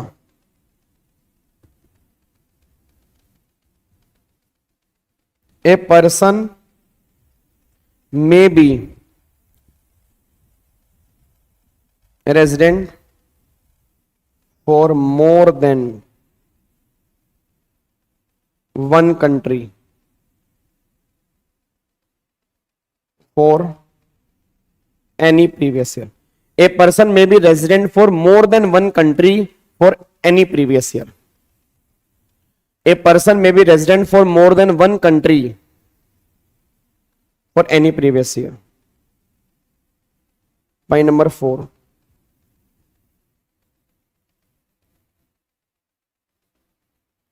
citizenship of a person and residential status of that person are separate concept, are separate concept। Citizenship of a person and residential status of that person are separate concept। It means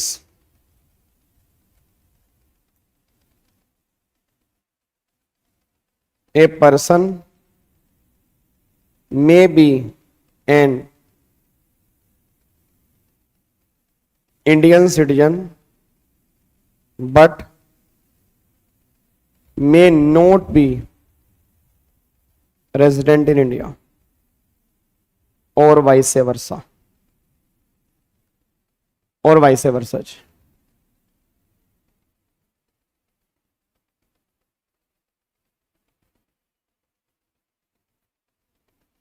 ठीक है,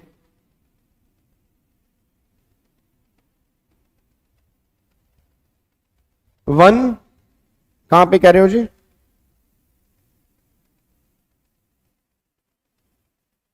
मोर than one country, more than one country. It means के बाद क्या लिखा है? It means के बाद लिखा है, it means a person may be an Indian citizen but may not be resident in India और vice versa. It means a person may be an Indian citizen, it means a person may be an Indian citizen but may not be resident in India, वो ये बात कहना चाह रहे हैं। Done. तो ये 4 बेसिक रूल्स हैं, ये 4 बेसिक रूल्स हैं जी। अब यहां पे हेडिंग डाल दो जी। सर आपकी राइटिंग बहुत ज्यादा अच्छी है, बस मेरे को समझ नहीं आती। वो तो मैं आपकी बात समझ रहा हूं सोनाली, थोड़ा सा एक्चुअली उसके लिए मुशक्कत, यार तुम ना मेरी हैंडराइटिंग को भी लाइटली ले रहे हो। मैं थोड़ा सा मैं सोच रहा हूँ आराम से लिखना स्टार्ट करता हूँ, तुम मेरी हैंडराइटिंग के फैन हो जाओगे यार, सही बता रहा हूँ। देखना, अब देखो, अब ये देखो, अब लिखो यहाँ पे सेक्शन नंबर 6 लिखो, ये देखो जी, सेक्शन 6 रेजिडेंस इन इंडिया। बताओ क्या दिक्कत है, बताओ क्या दिक्कत है, अब बताओ तुम,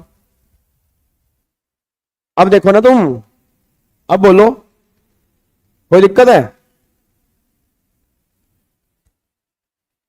अब देख रहे हो? ओ यार कैसी बात कर रहे हो तुम यार, हद होगी यार तुम्हारी यार।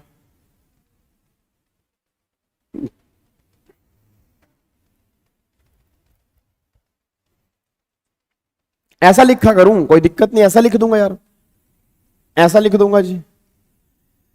चलो इधर देखो ध्यान से, अब यहाँ पे एक बार आ जाओ, फटाफट से आओ जी। अब यहाँ पे एक बार सेक्शन नंबर 6 के पास आओ। अब बहुत ध्यान से पढ़ना भाई, बहुत ध्यान से पढ़ना, बहुत ध्यान से पढ़ना। आज वाली क्लास में खत्म नहीं होगा, आज वाली क्लास में खत्म नहीं होगा। इसमें आराम से हमारे कम से कम भी नाना करते हुए 2-2.5 घंटे लगने हैं इस सेक्शन के अंदर। इस सेक्शन के अंदर मेरे को तुम्हारी पूरा फोकस चाहिए, क्योंकि इसके अंदर बहुत सारा इंटरप्रिटेशन है, बहुत सारे एनालिसिस है, और इसी के ऊपर पूरा का पूरा इनकम टैक्स का पूरा चैप्टर ये वाला टिका हुआ है, और 5 नंबर हमारे इसी में से बनने हैं, बस ये पर ध्यान दो। अब एक बार यहां पे चेक करो वो कहना क्या चाह रहा है, एक बार ध्यान से पढ़ना। वो कह रहा है residence in India, section number 6 की बात कर रहा है। वो कह रहा है for the purpose of this act, बस मेरे को इतना बताओ, for the purpose of this act. आपको पता है, मेरे को आई थिंक पता नहीं आइडिया या नहीं आइडिया, आपके सीए इंटर में एक चैप्टर है फेमा का, फेमा, बताना मेरे को एक बार, आपके सीए इंटर में चैप्टर है फेमा का।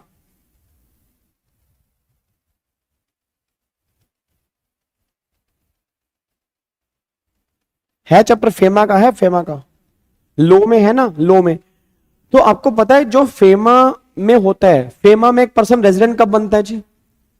अगर आपका फेमा हो गया, अगर आपका फेमा हो गया तो मेरे को बताने की कोशिश करना, फेमा में एक पर्सन इंडिया का रेजिडेंट कब बनता है, बताओगे? फेमा में, मेरा क्वेश्चन बस ये है कि फेमा में एक पर्सन जो है वो इंडिया का रेजिडेंट जो है वो कब बनता है? अभी नहीं पढ़ा, ओके ओके ओके, ठीक है ठीक है ठीक है, डन डन, ओके जी। अब अगर आपको बता दूं, अगर आप फेमा पढ़ोगे ना तो वहां पर आईजी सर या दीपिका मैम आपको बताएंगे कि फेमा में एक पर्सन जो है वो इंडिया का रेजिडेंट तब बनता है अगर वो मोर देन 182 डेज इंडिया में रहा हो। मींस गवर्नमेंट ये बात कहती है कि अगर मोर देन 182 डेज अगर वो इंडिया में रहा तो इंडिया का रेजिडेंट मान लिया जाएगा। फेमा ये बात कहता है। 180 डेज नहीं है, 180 डेज नहीं है, 182 डेज है, 182 डेज है, 182 डेज है। वहां पे 182 डेज की बात हो रही है कि मोर देन अगर 182 डेज रहा है तो वो पर्सन जो है वो इंडिया का रेजिडेंट बन जाएगा as per FEMA, as per FEMA. अब मेरा पूरी क्लास का क्वेश्चन है, तो क्या जो मोर देन 182 डेज पे इंडिया के रेजिडेंट बन जाएंगे तो क्या वो प्रोविजन हर एक्ट में एप्लीकेबल होगा या फेमा के लिए एप्लीकेबल होगा? सारे बच्चे बताओ, क्या वो प्रोविजन हर एक्ट में एप्लीकेबल होगा या फेमा में होगा? ऑब्वियस बात है फेमा में होगा। अब इनकम टैक्स में मैं रेजिडेंट कब बनूंगा या रेजिडेंट कब नहीं बनूंगा, वो सारी बातें यहां पे बताने जा रहे हैं। ओपीसी के लिए जैसे एक बच्चे ने कहा सर ओपीसी के लिए 120 डेज है, अब ओपीसी के लिए 120 डेज जो भी आपने पढ़े मैं बताऊंगा वो गलत, मतलब गलत आपने पढ़ा सही होगा but as per companies act आपने पढ़ा होगा। अब यहां पे वो कहना चाह रहे हैं, यहां से बनना, वो कह रहे हैं for the purpose of this act, मतलब जो ये एक्ट तुम पढ़ने जा रहे हो इनकम टैक्स एक्ट के लिए एक पर्सन को रेजिडेंट कब माना जाएगा हम बता रहे हैं। तो फेमा का लॉ फेमा में रखना, कंपनीज एक्ट वाला कंपनीज एक्ट में, इनकम टैक्स में कब बनेंगे वो बताने जा रहे हैं। तो सारे बच्चे ध्यान दो, इस एक्ट का मतलब होता है for the purpose of this act, this act मतलब इनकम टैक्स एक्ट 1961। तो एक पर्सन इनकम टैक्स एक्ट में कब रेजिडेंट माना जाएगा, अब यहां पे बताने जा रहे हैं for the purpose of this act. मैं दोबारा बोलूंगा, for the purpose of this act, this act मतलब होता है इनकम टैक्स एक्ट। अब ध्यान से बढ़ना, तो कह रहा है for the purpose of this act, अब ध्यान से बढ़ो, an individual is said to be resident in India in any previous year if, ओहो, एक इंडिविजुअल को इंडिया का रेजिडेंट मान लिया जाएगा किसी भी प्रीवियस ईयर में अगर, एक पर्सन को इंडिया का रेजिडेंट मान लिया जाएगा, एक इंडिविजुअल को इंडिया का रेजिडेंट मान लिया जाएगा किसी भी प्रीवियस ईयर में अगर, अगर मतलब कुछ कंडीशन उसने दी है, वो कंडीशन सेटिस्फाइड करोगे तो तुम रेजिडेंट बन जाओगे। मेरा क्वेश्चन बस ये निकल के आ रहा है, सोच समझ के बोल देना, क्योंकि मैं आपको बता रहा हूं सर, अब मैं दोबारा चैप्टर 1 के ऊपर आऊंगा। ठीक है, जब इंटरलिंकिंग से पढ़ोगे ना तब तुम्हें मजा आएगा इनकम टैक्स पढ़ते कैसे हैं। आपने 200 से पूछ लेना चैप्टर नंबर 1 खत्म तो 1 खत्म, 2 खत्म 2 खत्म, ऐसे नहीं पढ़ते चैप्टर नंबर। अब यहां पे एक वर्ड आ गया, यहां पे एक वर्ड आ गया प्रीवियस ईयर। अब प्रीवियस ईयर मतलब क्या होता है, डिफाइन करना पड़ेगा ना कि what is the meaning of previous year, क्या प्रीवियस ईयर मतलब क्या होता है। अब जब तक मैं डिफाइन ही नहीं करूंगा तुम्हारे दिमाग में क्या होगा, प्रीवियस ईयर मतलब पिछला साल। तुम्हारे दिमाग में क्या होगा, प्रीवियस ईयर मतलब पिछला साल। तो इनकम टैक्स में प्रीवियस ईयर का मतलब क्या होता है यह हमें डिफाइन करना पड़ेगा। चेक करो, इंपॉर्टेंट डेफिनेशन में लिखा हुआ है आपने प्रीवियस ईयर का मतलब चेक करना जी। बट अभी उसकी बात छोड़ दो जी, अभी उसकी बात छोड़ दो, अभी उसकी बात छोड़ दो। अभी सिर्फ इतना बताओ ये पॉइंट क्या कहना चाह रहा है, ये सबको रेजिडेंट बनाने की बात कर रहा है या इंडिविजुअल को जी? सारे बच्चे बोलो, ये सबको रेजिडेंट बनाने की बात कर रहा है इंडिविजुअल को, सिर्फ इंडिविजुअल को। अच्छा इंडिविजुअल कौन सा, मेल फीमेल या दोनों? दोनों। माइनर मेजर दोनों? दोनों। साउंड अनसाइड दोनों? दोनों। सब, कोई भी इंडिविजुअल, पूरे वर्ल्ड में रहने वाला कोई भी इंडिविजुअल जो है वो इंडिया का रेजिडेंट बन जाएगा जी। मैं दोबारा बोलूंगा, पूरे वर्ल्ड में रहने वाला कोई भी इंडिविजुअल इंडिया का रेजिडेंट बन जाएगा। कब? अगर, इफ, या तो वो ये वाली कंडीशन सेटिस्फाइड कर दे ए, और बी कंडीशन यहां से डिलीट हो चुकी है, पहले 3 कंडीशन थी अभी खत्म हो चुकी है, तो 2 कंडीशन है, तो ए या ये सी वाली, इन दोनों में से वो एक कंडीशन भी अगर सेटिस्फाइड कर देगा ना, वो इंडिया का रेजिडेंट बन जाएगा जी। तो जो तुम आधार कार्ड बोलते हो, पैन कार्ड बोलते हो, ड्राइविंग लाइसेंस बोलते हो, चम टपक छम छम, वो हो गया काम उसका, वो यही हो गया ना, चम छपक छम छम, तो वो छम छम हो गया इसका। ठीक है ना। तो गवर्नमेंट कह रही है कि जो तुम बोलते हो ना आधार कार्ड पैन कार्ड, ऐसी की तैसी, उसकी ना आधार कार्ड है ना पैन कार्ड है, तुम्हारा बर्थ कहां पर है ये भी मैटर नहीं करता। गवर्नमेंट कह रही 2 कंडीशन है, इन दोनों में से अगर एक कंडीशन भी सेटिस्फाइड करोगे तो रेजिडेंट बन जाओगे, बस ये बात ध्यान दो। तो सारे बच्चे बोल दो, रेजिडेंट बनने के लिए कितनी कंडीशन है जी? एक पर्सन का रेजिडेंट बनने के लिए कितनी कंडीशन है, फटाफट से बोल दो जी। चिन टपक दम दम अटम टम, ओके ओके, सॉरी, चिन टपक डम टम, हाँ चिन टपक टम टम, हाँ जी। कितनी कंडीशन है? 2। सेटिस्फाइड कितनी करनी है, जल्दी बोलो। 2 कंडीशन है, सेटिस्फाइड कितनी करनी है, बोल दो भाई। अगर आपकी 2 कंडीशन है तो 2 में से कितनी कंडीशन सेटिस्फाइड करनी है?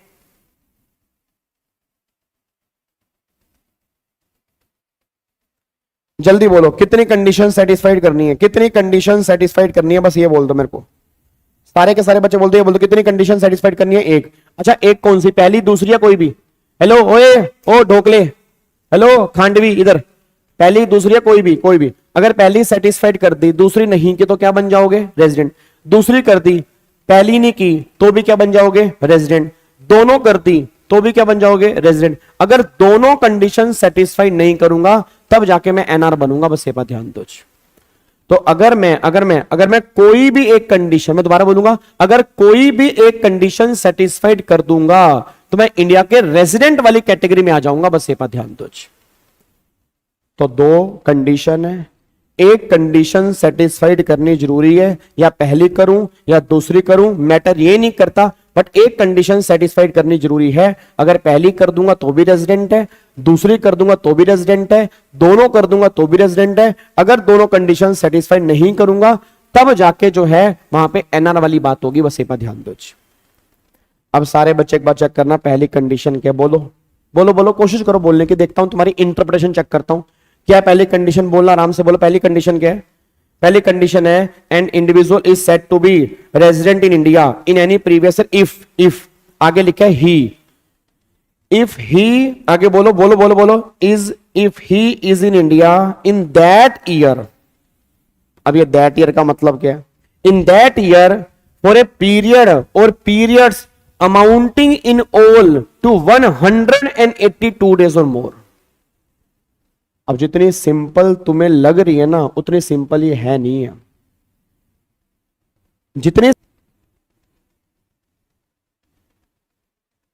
हेलो,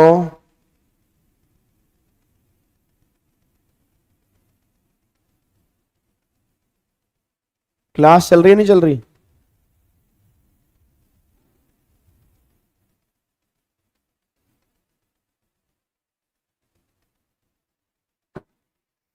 भाई कोई तो नजर बट्टू बैठा क्लास में। सारे नींबू मिर्चे टांग के आओ फटाफट से, अपने गले में नींबू मिर्चे टांगो।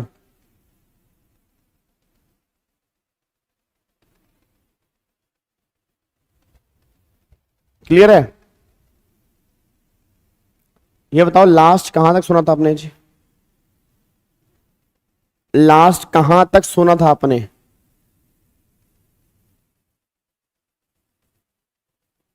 लास्ट सुना था आपने जितना सिंपल ये लग रहा है। हाँ, तो जितना सिंपल ये लग रहा है उतना सिंपल है नहीं है।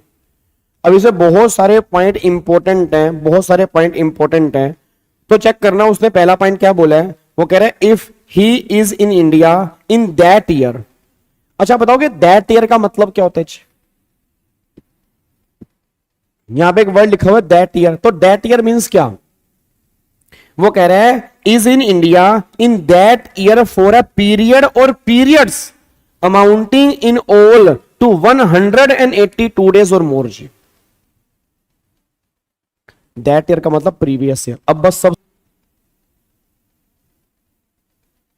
क्लियर है? यहां तो लैग दिखा रहा है, क्या हो गया यार? बच्चे फोन पे फोन कर रहे हैं। हेलो, हाँ जी, हाँ जी, हाँ जी। बच्चा कह रहा है क्लियर हो गया। क्लियर है? चलो अब सुनो ध्यान से भाई। ओम त्र्यंबकम सुगंधिं पुष्टिवर्धनम शरणं स्वाहा। ओम जो नेट को नजर लगाए स्वाहा। ठीक है, चलो अब यहाँ पे फटाफट से आओ जी। अब दोबारा से एक बार देखते हैं लास्ट आपने कहां तक सुना था जी? लास्ट आपने सुना था मेरे ख्याल से दैट ईयर तक। ठीक है, अब अगर मान लो वाईफाई ने दिक्कत की ना, मैं वाईफाई अपना तो नहीं तोड़ूंगा, वाईफाई से ही क्लास चलती है, दिक्कत कर दी तो फिर मैं क्या ही कर सकता हूँ।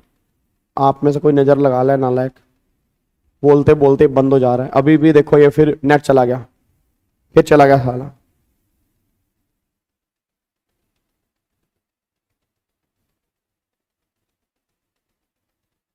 आ रहा है नहीं आ रहा, जा रहा है पता नहीं, चलो छोड़ो। सुनो ध्यान से, हेलो भाई साहब, और इधर आओ, इधर सुनो सुनो सुनो सुनो सुनो सुनो सुनो। हम यहाँ पे थे दैट ईयर। अब अगर मैं दैट ईयर की बात करूंगा तो वो ये बात कहना चाह रहे हैं an individual is said to be resident in India in any previous year if he is in India in that year for a period और amounting in all for 182 days और मोर। अब एक बात मेरे को बताओ, वो कह रहे हैं ही इज इन इंडिया। मेरा पूरी क्लास का क्वेश्चन है कि अगर कोई इंडिविजुअल को अगर हमें इंडिया में रेजिडेंट बनाना है तो प्रीवियस ईयर में उसका 182 डेज या उससे ज्यादा इंडिया में होना जरूरी है। मेरे को सारे बच्चे बताना, इंडिया में होना जरूरी है क्या? एक जगह पर होना जरूरी है या मल्टीपल प्लेस पर भी वो रह सकता है? मान लो एक बंदा है 40 दिन बिहार में रहा, फिर 50 दिन पंजाब में रहा, फिर 30 दिन भी हरियाणा में रहा, तो और फिर मान लो फिर मान लो वो 6 नॉटिकल माइल्स में रहा, तो ऐसे ऐसे अलग अलग कर करके वो अलग अलग कर करके दिन रहा, तो क्या वो दिन काउंट होंगे या एक ही जगह पर रहना जरूरी है? बच्चा कह रहा है मल्टीपल प्लेस पे भी रह सकता है। फिर दूसरा मेरा क्वेश्चन ये है, क्या वो एक साथ रहना जरूरी है या वो अलग अलग भी रह सकता है? मतलब ऐसा तो नहीं है कि 182 डेज हमें एक साथ ही रहना पड़ेगा। भाई 182 डेज हम एक साथ रहेंगे तो रेजिडेंट बनेंगे, नहीं तो रेजिडेंट ही नहीं बनेंगे, ऐसा तो नहीं है। तो क्वेश्चन क्या निकल के आ रहा है कि वो पर्सन इंडिया में रहा हो, इंडिया में टोटल मिला के 182 डेज रहा हो, और इंडिया का मतलब होता है जो हमारी इंडिया की डेफिनेशन है। याद करो इनकम टैक्स में, आई थिंक इनकम टैक्स में हमने इंडिया की डेफिनेशन डिस्कस की है, आई थिंक स्टार्टिंग वाली क्लास में डिस्कस की थी कि इंडिया का मतलब क्या होता है जी। वही हमारा बेस लाइन हो गया, पानी हो गया, पानी भी हमारा इंडिया है, तो उस इंडिया की बात कर रहे हैं। तो अगर आप प्रीवियस ईयर में 182 डेज या उससे ज्यादा कंबाइन अगर इंडिया में रहे हो, आप इंडिया के रेजिडेंट बन जाओगे, बस ये पर ध्यान दो। अब सबसे बड़ा क्वेश्चन आ रहा है, उसने बोला प्रीवियस ईयर में। अब प्रीवियस ईयर का मतलब क्या होता है? देखो इनकम टैक्स, मैंने पहली बात समझो, नॉर्मल बताओ,